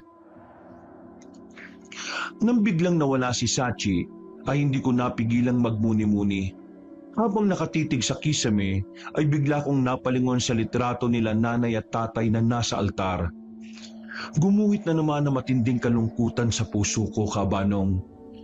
Inalala ko ang mga masasayang nakaraan noong nabubuhay pa ang mga magulang ko. Nay, Tay, kung nasan man kayo ngayon, sana masaya at payapa na kayo dyan. Hintayin niyo lang ako ha, dahil makikita at magkakasama tayo pagdating ng tamang araw at panahon. Miss na miss ko na po kayo. Sobra. Hindi ko napigilang kumawala ang emosyon ko na matagal ko na rin pinipigilan. Isinumpa ko nung inilibing sila nanay at tatay na hindi na ako iiyak. Pero ngayon ay masahol pa ako sa bata na iniwan ng mga magulang. Sa katahimikan ng gabi ay naramdaman kong lumamig ang hangin sa loob ng kwarto. Ilang saglit pa ay naramdaman kong may yumakap sa akin na malamig na hangin. Malamig yun pero iba ang hatid sa katawan ko. Payapa ang hangin at parang hinahaplos ang puso ko. Iyak mo lang yan, mahal na Reyna. Hayaan mong samahan at damayan kita sa ganitong pamamaraan ko. Nang marinig ko ang malamig na boses ni Sachi, ay lalo lang akong bumalanghit ng iyak hanggang hindi ko na namalayan na nakatulog na ako. Kinabukasan, nagising ako sa sunod-sunod na malakas na tilaok ng manok sa labas. Pupungas-pungas pa akong bumangon. Pagkatapos magilamos, ay napansin kong namumugto ang mga mata ko. Muling nanumbalik sa akin na umiiyak pala ako kagabi. Nang matapos akong maligo at magbihis, ay saka ako lumabas para magsanay. Nasa gitna ako ng pag-iensayo nang biglang dumating si Berna. Ang aga naman yata ng ginagawa mo, friend. Tumigil ako at pinunasan ng pawis sa muka at leg ko. Ay, kailangan eh. Hindi ako pwedeng tatamad-tamad. O ano, sis, napadalaw ka. Paano namimiss na kasi kita? Hindi ka man lang dumaan o sumasaglit sa parlor. Nag-almusal ka na ba? Dinalang kita ng pagkain eh, nagluto ako.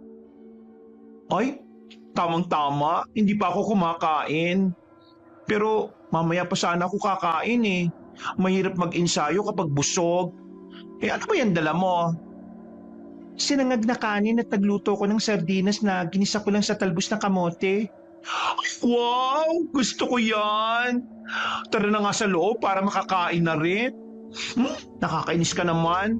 Bigla ko na naman tuloy naalala si tatay. Paborito niyang ulam yan eh. Kaya pala namumugto yung mga mata mo ah. Umiwas ako ng tingin kay Berna. Isinalin ko ang mga dala niyang pagkain at saka kami nagsalong dalawa. Ganyan din ako nung kasunod na namatay ang nanay at tatay ko eh. Isipin mo, 3 buwan pa lang simula nang mamatay ang nanay ko. Sumunod naman kaagad si tatay. Ay nako, parang mababaliw rin ako ng mga panahong yon. Pero pinilit kong tatagan ang sarili ko. Kasi alam ko na malulungkot sila kapag nakita nila akong malungkot at umiiyak eh. Siguro taon din ang inabot bago ako nakamove on sa pagkawala nila. Pinipigilan ko nga pero kagabi hindi ko kinaya eh. Ang hirap itago ng emosyon sa totoo lang sis. Akala ng mga tao sa paligid ko ayos lang ako. Pero ang totoo, hindi. Alam mo Antonio, hindi naman kahinaan na ipakita mong umiiyak ka.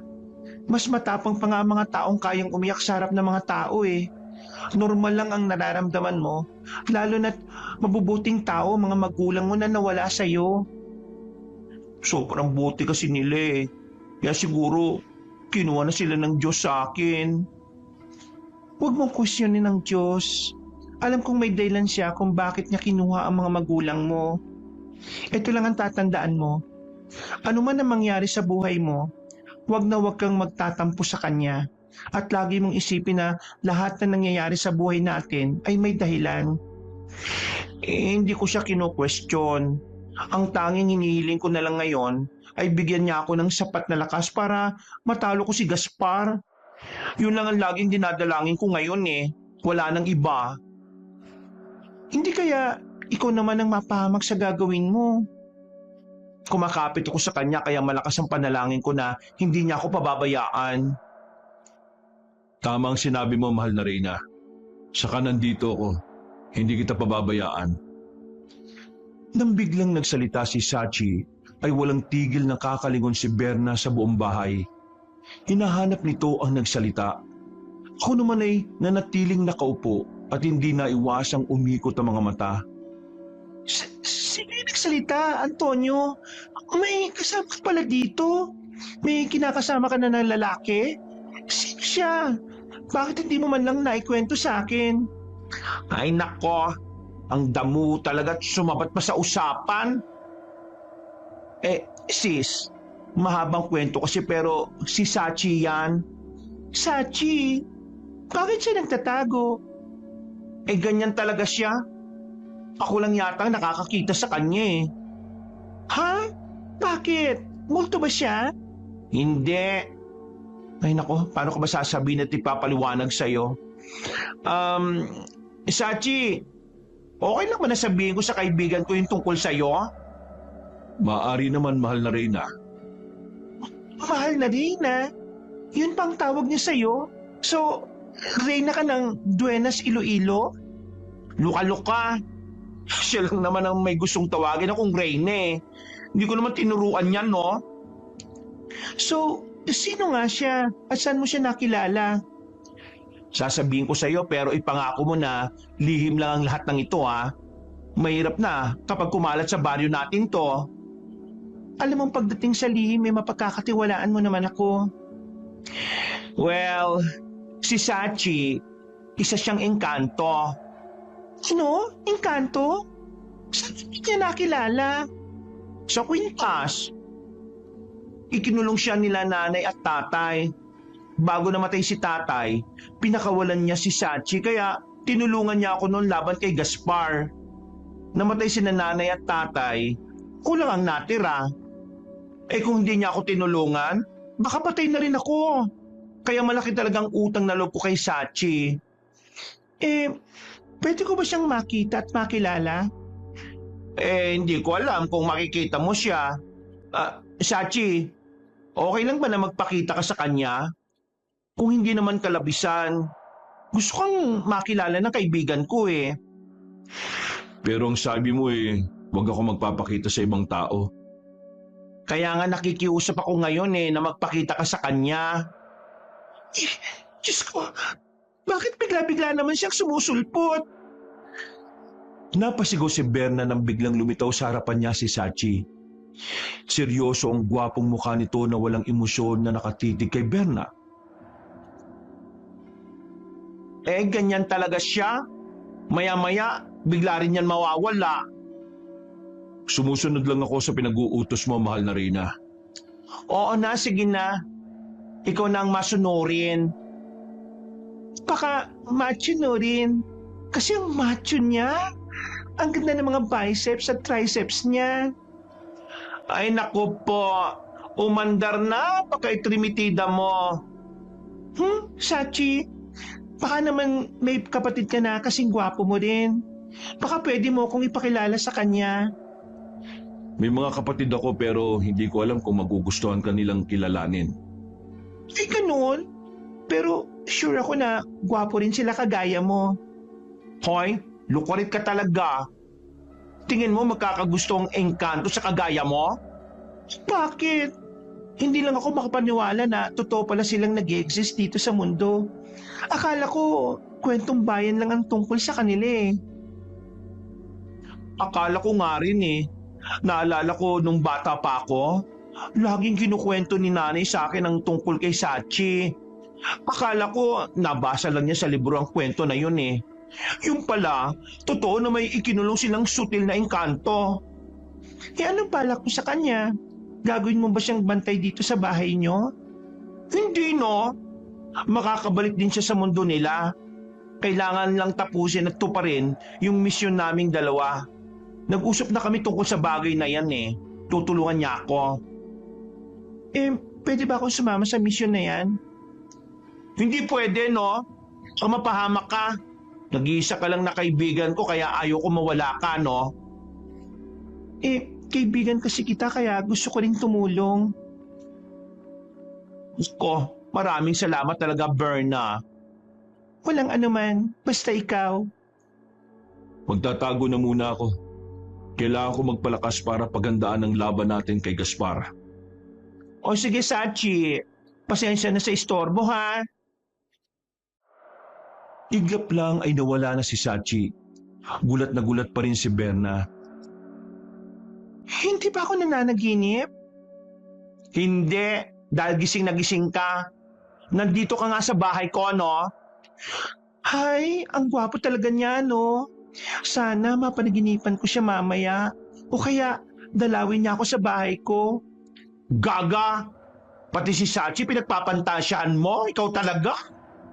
Mukha naman siyang single kaya ayos lang yun.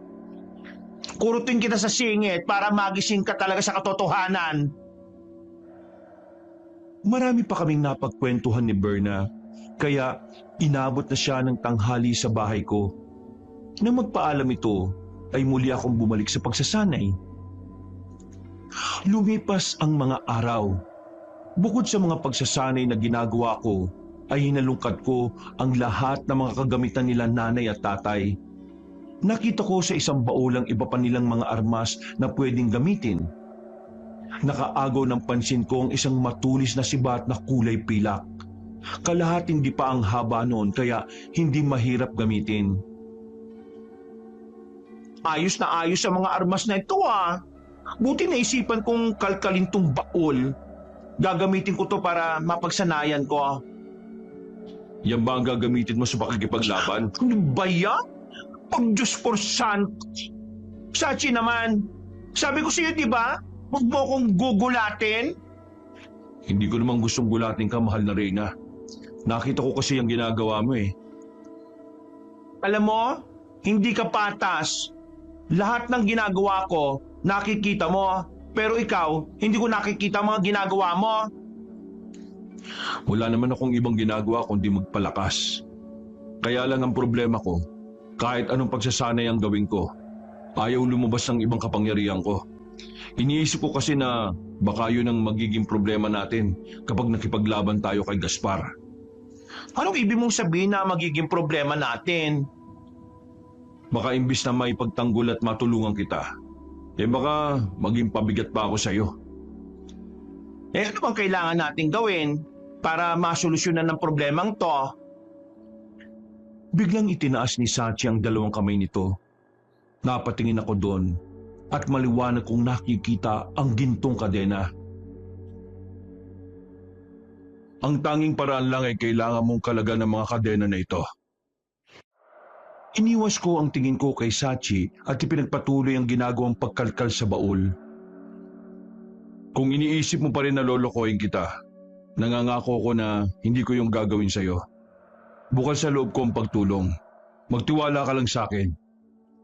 Kakalagan ko yung kadena na nasa mga kamay mo, pero kagaya ng sinabi ko dati, may tamang oras at pagkakataon para dyan. Bakit pakiramdam ko, hindi mo ako pinagkakatiwalaan? Iniisip mo lang yon. Huwag mo muna nga akong kulitin ngayon, Sachi. Importante itong ginagawa ko. Naramdaman kong biglang nawala ang presensya ni Sachi. Nagkibit-balikat na lamang ako saka ipinagpatuloy ang pangunguha ng mga nakikita kong armas sa baul. Pinunasan ko ang lahat ng iyon at sinimulang gamitin. Nung una'y nahihirapan ako, lalo na kung paano ang tamang pagbato ng sibat na nakita ko. Sa tuwing ibabato ko yun, ay lumilis kaya kung saan-saang direksyon napupunta at tumatama. Parang may sariling buhay ang sibat. Isang gabing maalinsangan, kakaiba ang init ng gabing yon, Kabanong. Walang makikitang ulap sa kalangitan, pati ang buwan ay tila nagkukubli na parang may kinakatakutan.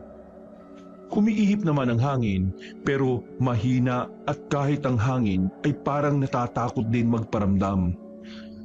Umalulong ang mga aso sa labas ng bawat kabahayan. Galit ang tahol ng mga ito na parang may nakikita na panganib o masamang tao. Nakataas ang mga buntot at nakatayo ang mga balahibo at hindi malaman kung aabante o aatras habang nakalabas ang mga galit at matutulis na ngipin. Matapang ang mga asong ito. Bahala na mga sigbin ko sa iyo.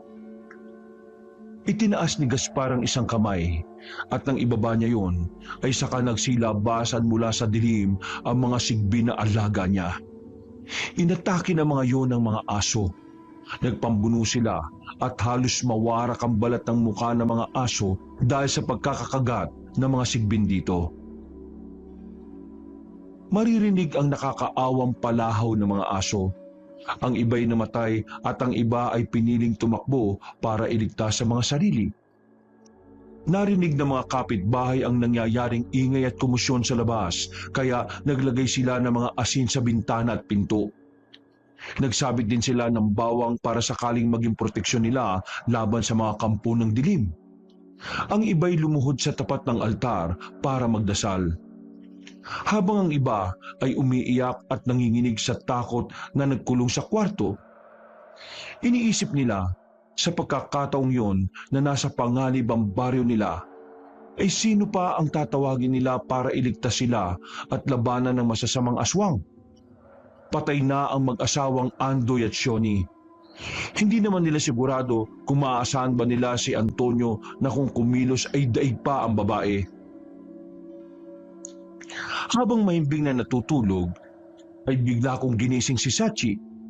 Malakas nitong niyugyog ang balikat ko at iritable akong nagising. Ano ba? Natutulog ang tao eh. Ako iniistorbo. Alam mo naman pagod ako sa pag-iensayo ko sa buong maghapon eh. Kailangan mo nang gumising. May nararamdaman akong paparating na panganib. O, guni-guni mo lang yan. Ang mabuti pa, bumalik ka na sa lungga mo. Pero nararamdaman ko talaga sila. At parang malapit na nga dito sa bahay mo. Sigurado ka ba talaga dyan? Ano naman ba ang trip ng aswang na to? Kung kailan ako nagpapahinga saka sila susugod dito? Mabilis akong tumayo mula sa higaan at sumilip sa bintana. Pero kadiliman lang ang nakita ko, kaya muli akong bumalik sa kwarto ko. Pahiga na sana ako nang bigla kong marinig ang malakas na alulong ng mga aso sa labas. Nawala ang antok ko at agad kong kinuha ang mga armas ko. Napansin ko na wala si Sachi sa loob ng bahay. Sachi! Nasaan ka ba? Handa ka na bang makipaglaban ngayong gabi? Mukhang ito nang matagal nating hinihintay. Ngunit walang sumagot na Sachi. Nang maiayos ko na ang mga kailangan ko, ay nagmamadali akong lumabas sa bahay. Nasa lubong ko pa ang ilang mga uri ng aswang sa labas. Napahinto ko at agad na naghanda para sa pagsalakay nila sa akin. Mukhang tinawag ni Gaspar ang lahat ng aswang na pwede nitong tawagin. Nagpalipat-lipat ng tingin ko sa mga aswang na unti-unting lumalapit sa akin. Sa likod ng mga ito ay ang 4 na sigbin. Tinatansya ko kung paano ko sila lalabanan ng sabay-sabay, lalo na at wala si Sachi. Saan ba nagpunta yung engkanto na yon at iniwan ako? Unang sabay na sumugod ang isang sigbin at 2 aswang. Ibinato ko ang hawak kong punyal sa sigbin at tumama yun sa leeg niya. Bumagsak ito sa lupa at saka ko naman agad dinarap ang 2 aswang. Paglapit ko sa kanila ay mabilis kong iniwasiwas ang hawak kong punyal at ang isa naman ay muntik na akong makagat. Bumagsak ang isang aswang na tinamaan ng punyal ko, habang ang isa ay palapit na naman sa akin. Pwede bang isa-isa lang ang pagsugod? Lugi ako sa inyo eh. Solo lang ako tapos ang dami niya. Saan ba kayo mga nanggagaling? Ngumiti lang ang mga aswang sa akin, saka ito muling sumugod. Handa na ako sa pag-ataking gagawin niya, kaya naman inilabas ko ang sibat at saka walang awang iniunday sa tiyan ng aswang. Nanlaki ang mga mata nito at bahagya pang napahawak sa sibat na hawak na rin ito. Ibinaon ko pa sa katawan ng aswang ang dulo ng tulis ng sibat, saka pa lamang ito nawala ng buhay. Nang bawiin ko ang sibat at ang punyal, ay iniunat ko ang mga braso ko. Pinalagutok ko ang leeg at mga kamao ko. Nakahanda na para sa muling pakikipaglaban. Nandito na ako, Antonio! Ayos ka lang ba? Gulat akong napalingon kay Berna na noon ay hinihingal na tumatakbo palapit sa akin. Ano ginagawa mo rito? Nabalitaan ko sa mga kapitbahay na may mga aswang na lumabas ngayon. Kaya nagmamadali akong pinuntahan ka. Nakita mo ba si Sachi? Ha? Si Sachi? Hindi eh. Di ba kasama mo yun sa bahay? Paano biglang nawala ang damuho? Tinawag ko pero wala pa rin siya hanggang ngayon eh. Baka may nangyari ng masama sa kanya. Wala naman siguro. Hindi pa nga siya nakikipaglaban eh. Natigil ako sa pagsasalita nang biglang sumugod ang isang aswang sa akin. Napasigaw naman sa takot si Berna kaya nagtago ito sa likod ko. Tutulong ka ba talaga? Parang mas takot ka pa kaysa sa mga aswang na yan eh. Agad kong sinaksak ang aswang. Halos maalis ang ulo nito sa liig. Wow! Grabe ang talas ng punyal na to! Antonio? Antonio! Sa likod mo! Pagkaharap ko, ay nahagip ako ng kalmot ng aswang sa dibdib ko. Ngunit napunit ang kapiraso ng suot kong damit. Saka naniningkit ang mga matang tumingin sa aswang na nasa harapan ko. Walang pakundangan na sinuntok ito sa mukha, sabay sipa sa isa pang aswang na napasugod sa amin. Kahit magsabay-sabay pa kayo, patayin ko kayong lahat. Nang sumigaw ako, ay galit ang mga aswang na sumugod sa akin habang si Berna ay piniling makipaglaban sa mga sigbin kahit na baka sa mukha nito ang matinding takot. Sa inyo, mamatay! Hawak ni Berna ang isang punyal sa kamay at sa kabilang kamay naman ay may itak itong hawak. Mukhang dala pa niya ito galing sa kanila. Nako, dumadami mga kalaban, Sachi. Nasaan ka na ba? Magpakita ka, tulungan mo ako. Hindi ko alam kung sino ang uunahin sa mga aswang na sabay-sabay na sumugod sa akin, Kabanong. Ang iba'y natatamaan ako sa katawan at likod, pero sinisigurado kong mapapatay ko rin sila.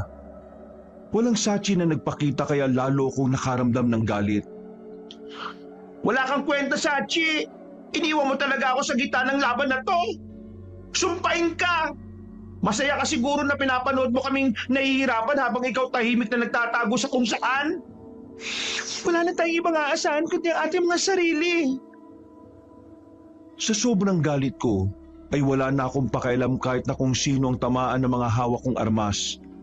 Ang tanging nasa isip ko lang ay ubusin ang mga aswang.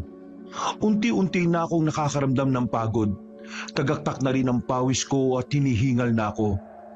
Huminto muna ako saglit at sunod-sunod na nagpakawala ng hininga. Tumulo pa ang pawis ko sa mukha hanggang sa leeg. Nakita kong natalo lahat ni Berna ang mga sigbin na hinarap niya kanina. Habang nakatitig ako kay Berna, ay parang nag-iibang tingin at pakiramdam ko dito. Parang isang matapang na Amazon ang nakikita ko. Bakit naman nakatulala ka riyan? Ano? Nagod ka na ba? Pero hindi pa tapos ang laban. Napatindig ako nang marinig ang malalim na boses ni Gaspar.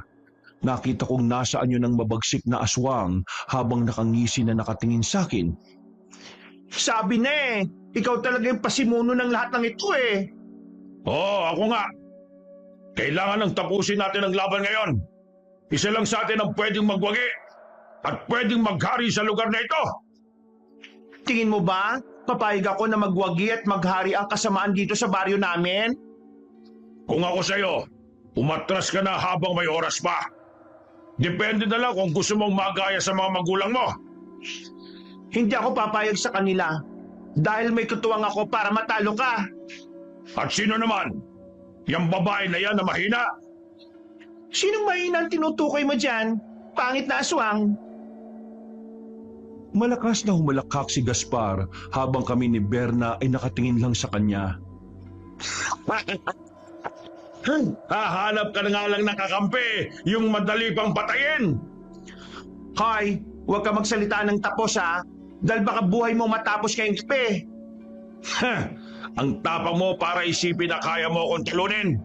Kung ang magulang mo nga walang nagawa, ikaw pa kaya na parang lampakong kumilos? Ba't ang yabang ng pangit na to ah? Ako nang bahala sa kanya, Berna. Kung kaya mo pa akong tulungan, paslangin mo na lang yung mga aswang na alagad niya. Nilingon ni Berna ang mga aswang na alagad ni Gaspar saka mahinang bumulong kay Antonio. Paano kung hindi ko kayanin na matalo sila? Ang dami nila eh. Wala tayong pagpipilian kundi humingi ka ng tulong sa mga kapitbahay natin.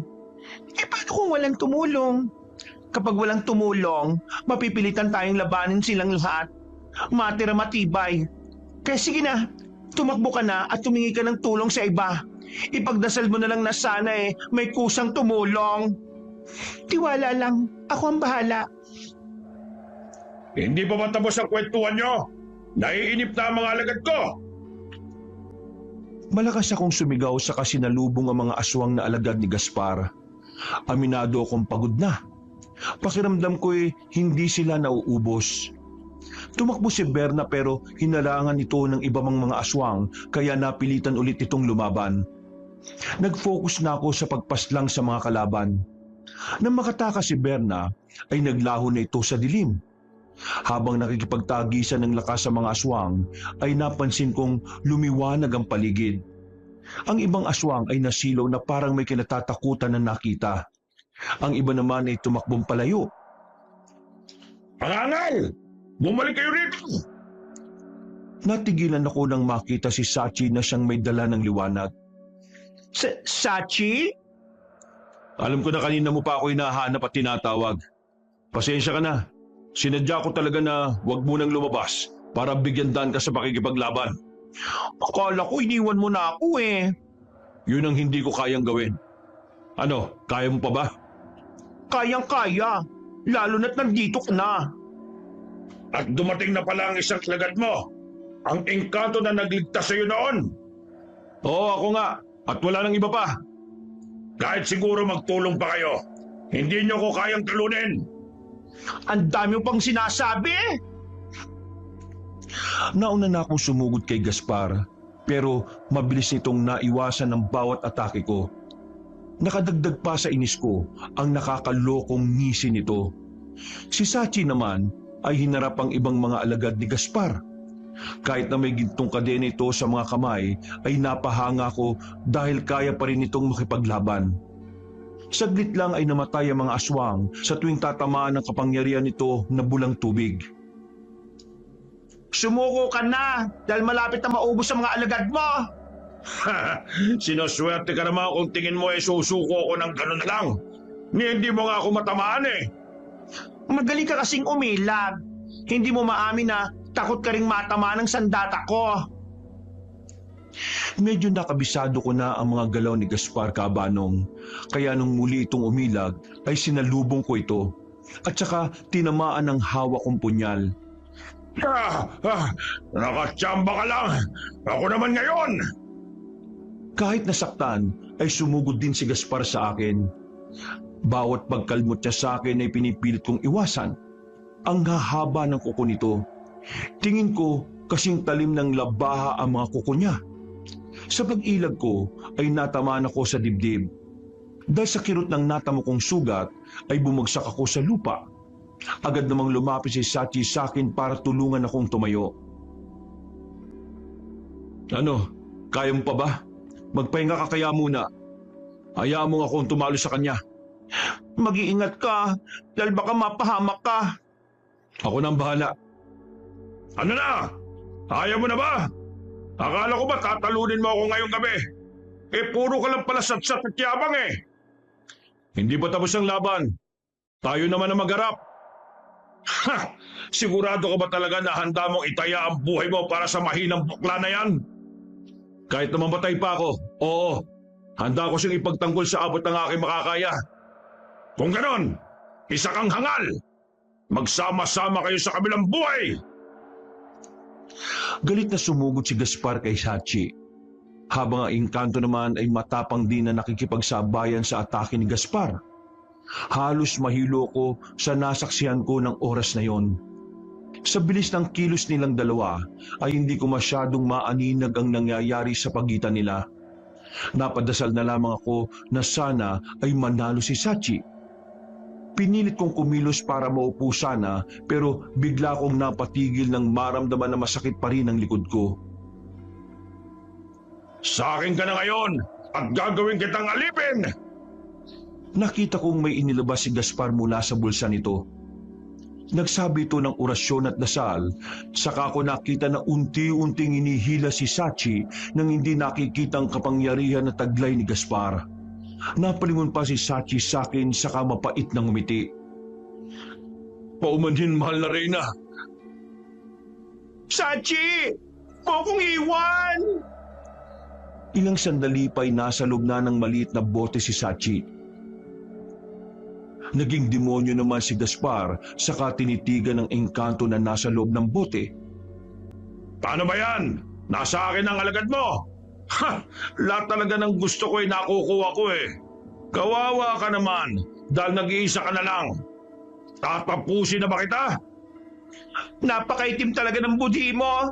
Hindi ako natatakot sa iyo, no? Kahit na mag-isa na lang ako ngayon. Huwag ka nang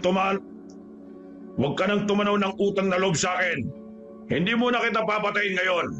Siguro, kailangan mo pang magpalakas para kahit papano mapantayan mo naman ang lakas ko. O paano? Aalis na muna ako. Kawalan mo si Sachi. Ibalik mo siya sa akin. Kung gusto mo siyang mabawi, naroon lang ako sa lungga ko. Sa gitna ng kabundukan na yan. Sabay turo ni Gaspar sa bundok na hindi na madalas pinupuntahan ng mga tao sa amin. Magsasalita pa saan ako pero tumalikod na si Gaspar at mabilis na naglaho. Napaluha na lamang ako dahil sa nangyari. Natalo ko at ang masakit, wala akong nagawa ng kunin nito si Sachi. Hindi nagtagal ay nakarinig ako ng mga yabag papalapit sa akin. Ano nangyari? Nasaan na si Gaspar? Wala na sila. Kinuha ni Gaspar si Sachi. Ano? Kuha. Ikinulong sa bote. Ginawa niyang bihag. Hindi ko alam kung ano ang balak niya, ang demonyo siya. Diyos ko, pasensya ka na kung nahuli kami. Kung dumating sana kami sa oras, baka hindi niya nakuha si Sachi. Tiningnan ko isa-isa ang mga taong kasama ni Berna. Halos ang iba sa kanila ay kakilala ko at ang iba ay hindi. Wala namang may gusto na gano'n na mangyari. Tsaka hindi ko naisip man lang na may ganun balak si Gaspar. Ayos ka lang ba? Kaya mo bang tumayo? Parang nabalian yata ako eh. Tulungan mo na lang ako na makatayo, please. Bukod kay Berna ay lumapit pa ang ibang tao para alalayan at makatayo. Hinatid nila ako sa bahay ko at saka nagpaalam na rin ang mga kapitbahay. Nagpasalamat ako sa kanila bago umalis. Si Berna naman ay pinainom ako ng tubig at ginamot ang mga sugat ko lalo na sa dibdib. Medyo malalim ang sugat mo dito. Tisin mo lang ang hapdi para mabilis na maghilom yan. Kung nandito lang si Sachi, saglit lang niyang gagamutin yan eh. Siya ba ang gumagamot dati sa'yo? Oo. Bukod sa mandirigma ay isa rin siyang manggagamot. Isa rin sa kakayanan niya. Kawawa naman si Sachi. Ano nang gagawin natin ngayon? Magpapagaling at magpapalakas lang ako. Saka natin babawiin si Sachi. Pero saan naman natin mahanap si Gaspar kung sakali? Hindi ko alam kung saan siya hahanapin. Sa muli naming paghaharap, sisiguraduhin kong matatalo ko na siya. Hindi na ako papayag na maulit ito. Ba syempre, sasama ako, no? Tutulong ako. Isasama ko ulit ang ibang mga kapitbahay natin. Araw ang lumipas, tanging si Berna ang naging kasama at karamay ko. Siya ang patuloy na gumagamot sa sugat ko at siya rin ang nag-aasikaso sa akin. Nagluluto at sinusubuan pa ako. Unti-unti ay nag-iiba ang pakiramdam ko sa pag-aalaga na ginagawa niya sa akin. Ang puso kong babae ay parang nagiging pusong lalaki na. Dati wala naman akong mali siya sa tuwing magkausap at magkasama kami, pero ngayon ay alam kong may nag-iiba lalo na sa akin. Nagagandahan na ako sa kanya ngayon. Natutunaw na ako sa mga titig niya at parang musika sa pandinig ko ang tawa at halakhak niya. Nang gabing yun, Kabanong, medyo malamig ang hangin. Namaluktot ako sa ilalim ng kumot. Maya-maya'y narinig kong bumukas ang pinto ng kwarto ko. Alam kong si Berna ang pumasok. Gawain na nito na silipin na tingnan ako sa gabi habang nakahigat nakapikit. Akala niya'y tulog na ako pero ang totoo ay pinakikiramdaman ko lang siya. Kagaya ng dati ay inayos niya ang kumot ko sa buong katawan at marahang hinaplos ang buhok ko. Paalis na sana si Berna nang bigla kong dumilat at tinawakan siya sa kamay. Gulat namang napatingin sa akin si Berna. Sorry kung nagising kita. Tinitingnan ko lang kung mahimbing na ang tulog mo. Hindi ka ba makatulog? Matutulog na rin ako. Salamat nga pala ha. Salamat naman saan? Sa pag-aasikaso at pag-aalaga mo sa akin. Yun ba? Wala yun. Magkaibigan tayo. Saka wala namang iba na gagawa nito kundi ako. Mag-isa ka na lang sa buhay at... Hindi natapos ni Berna ang sinasabi dahil mabilis ko na siyang kinabig at hinalikan sa labi. Nanlaki ang mga mata ni Berna habang ako'y nakikiramdam sa kanya. Ilang sandali pa'y nagiwalay ang mukha namin at halos hindi makatitig si Berna sa akin habang ako naman ay naaaliw na tinitingnan ng reaksyon niya. Ginawa? Para saan? Dahil gusto ko. Hindi ko alam pero yun yung gusto kong gawin. Kaga ka? Hindi tayo talo, no? Depende na lang kung ano. Kung nagiging ganap na lalaki ka na. Ngumiti ako sa sinabi ni Berna. Saka ako tumitig ng matalim sa kanya at tinaplos ang pisngi niya. Paano kung ganun nga na nagiging lalaki na talaga ako? May pag-asa ba ako na magustuhan mo ko? Diyos ko po naman, Antonio. Kinulat mo ako sa mga sinasabi mo eh. Hindi ko alam kung anong isasagot ko. Alam mo, antok lang yan. Mabuti pa matulog ka na ulit. Simula nang mangyari ang paghalik ko kay Berna, napansin ko na naging iwas na ito sa akin at madalang na akong kausapin. Hindi ko naman siya kinulit at isinantabi ko na lang muna ang nararamdaman ko. Naging malakas na ako at gumaling. Bumalik din ako sa pag-iensayo para lalo pang gumaling sa pakikipaglaban. Dumating ang araw ng itinakda kong araw ng paniningil kay Gaspar. 5:00 yun ng hapon nang magpasya kami ni Berna at ilang kapitbahay na aakyat kami sa bundok. Kailangan kong mabawi si Sachi kahit na anong mangyari dahil sa ipinangako ko sa kanya. Habang paakyat ay may iilan kaming nakasalamuhan ng mga aswang. Mabilis naman namin silang napatay. Kahit na ano pa ang humarang sa amin ay kailangan naming magpatuloy. Ito na ang huling misyon ko. Ipinagdarasal ko rin na sana ay makamit ko na ang katarungan para sa mga magulang ko.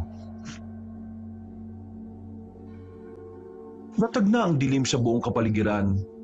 Pinakikiramdaman ko kung saan ang pugad ni Gaspar hanggang sa may magliparang paniki sa ibabaw ng ulo namin.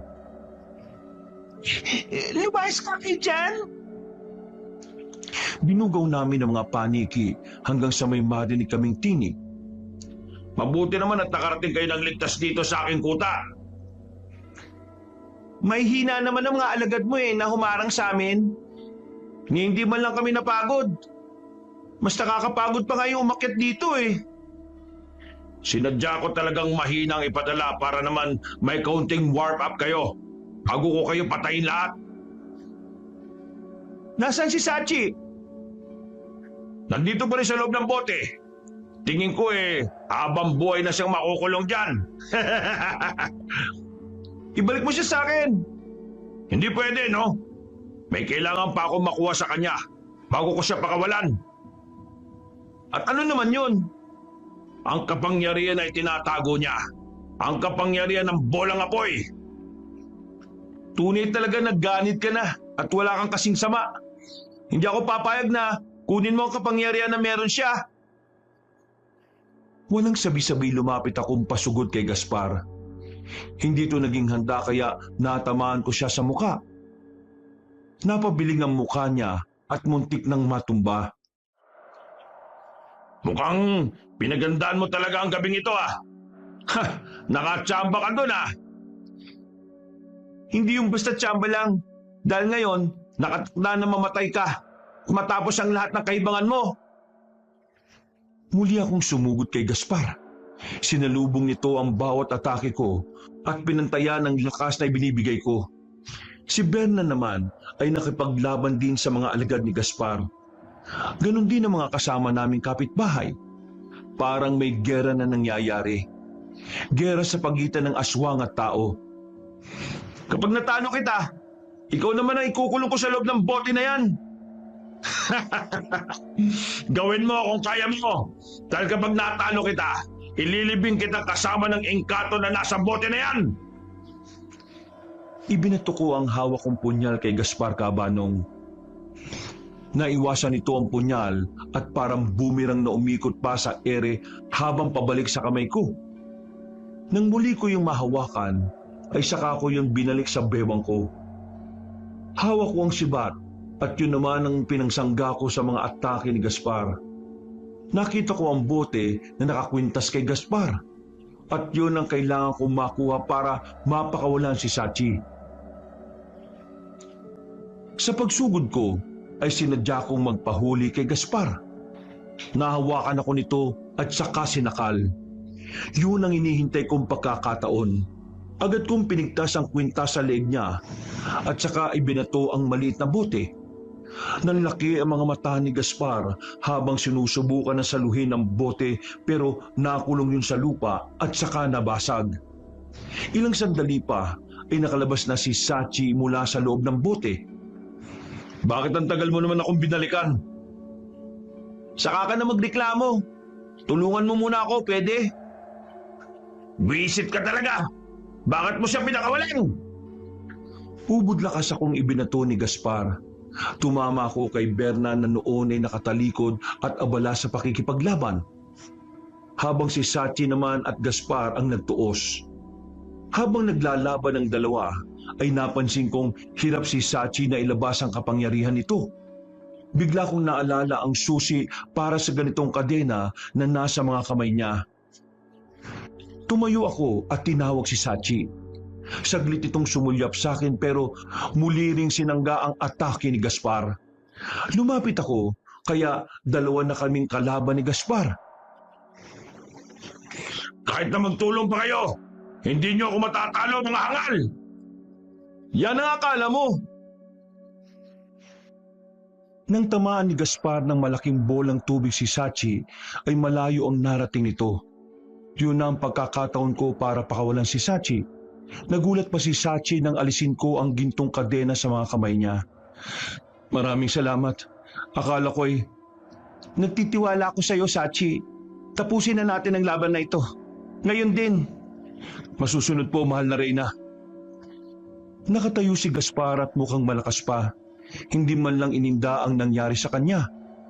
Tumindig ako at naghandang sumugod habang si Sachi ay may kakaibang enerhiya na lumalabas sa buong katawan nito. Malakas ang hangin na bumapalot dito at ilang sandali pa ay itinas niya ang palad sa ere. Nakita ko kung paanong unti-unting nabuo ang apoy mula roon. Nung lumaki yun na kasing laki ng bola ay saka ubod lakas na ibinato kay Gaspar. Tumama yun sa buong katawan ni Gaspar. Sumisigaw pa ito sa labis na sakit. Ako naman ay may kakaibang naramdaman sa katawan ko. Napalod ako at napatingala sa langit. Bakit pumuti yung mga mata mo, Antonio? Ano ba nangyayari sa akin? Hindi ko maintindihan.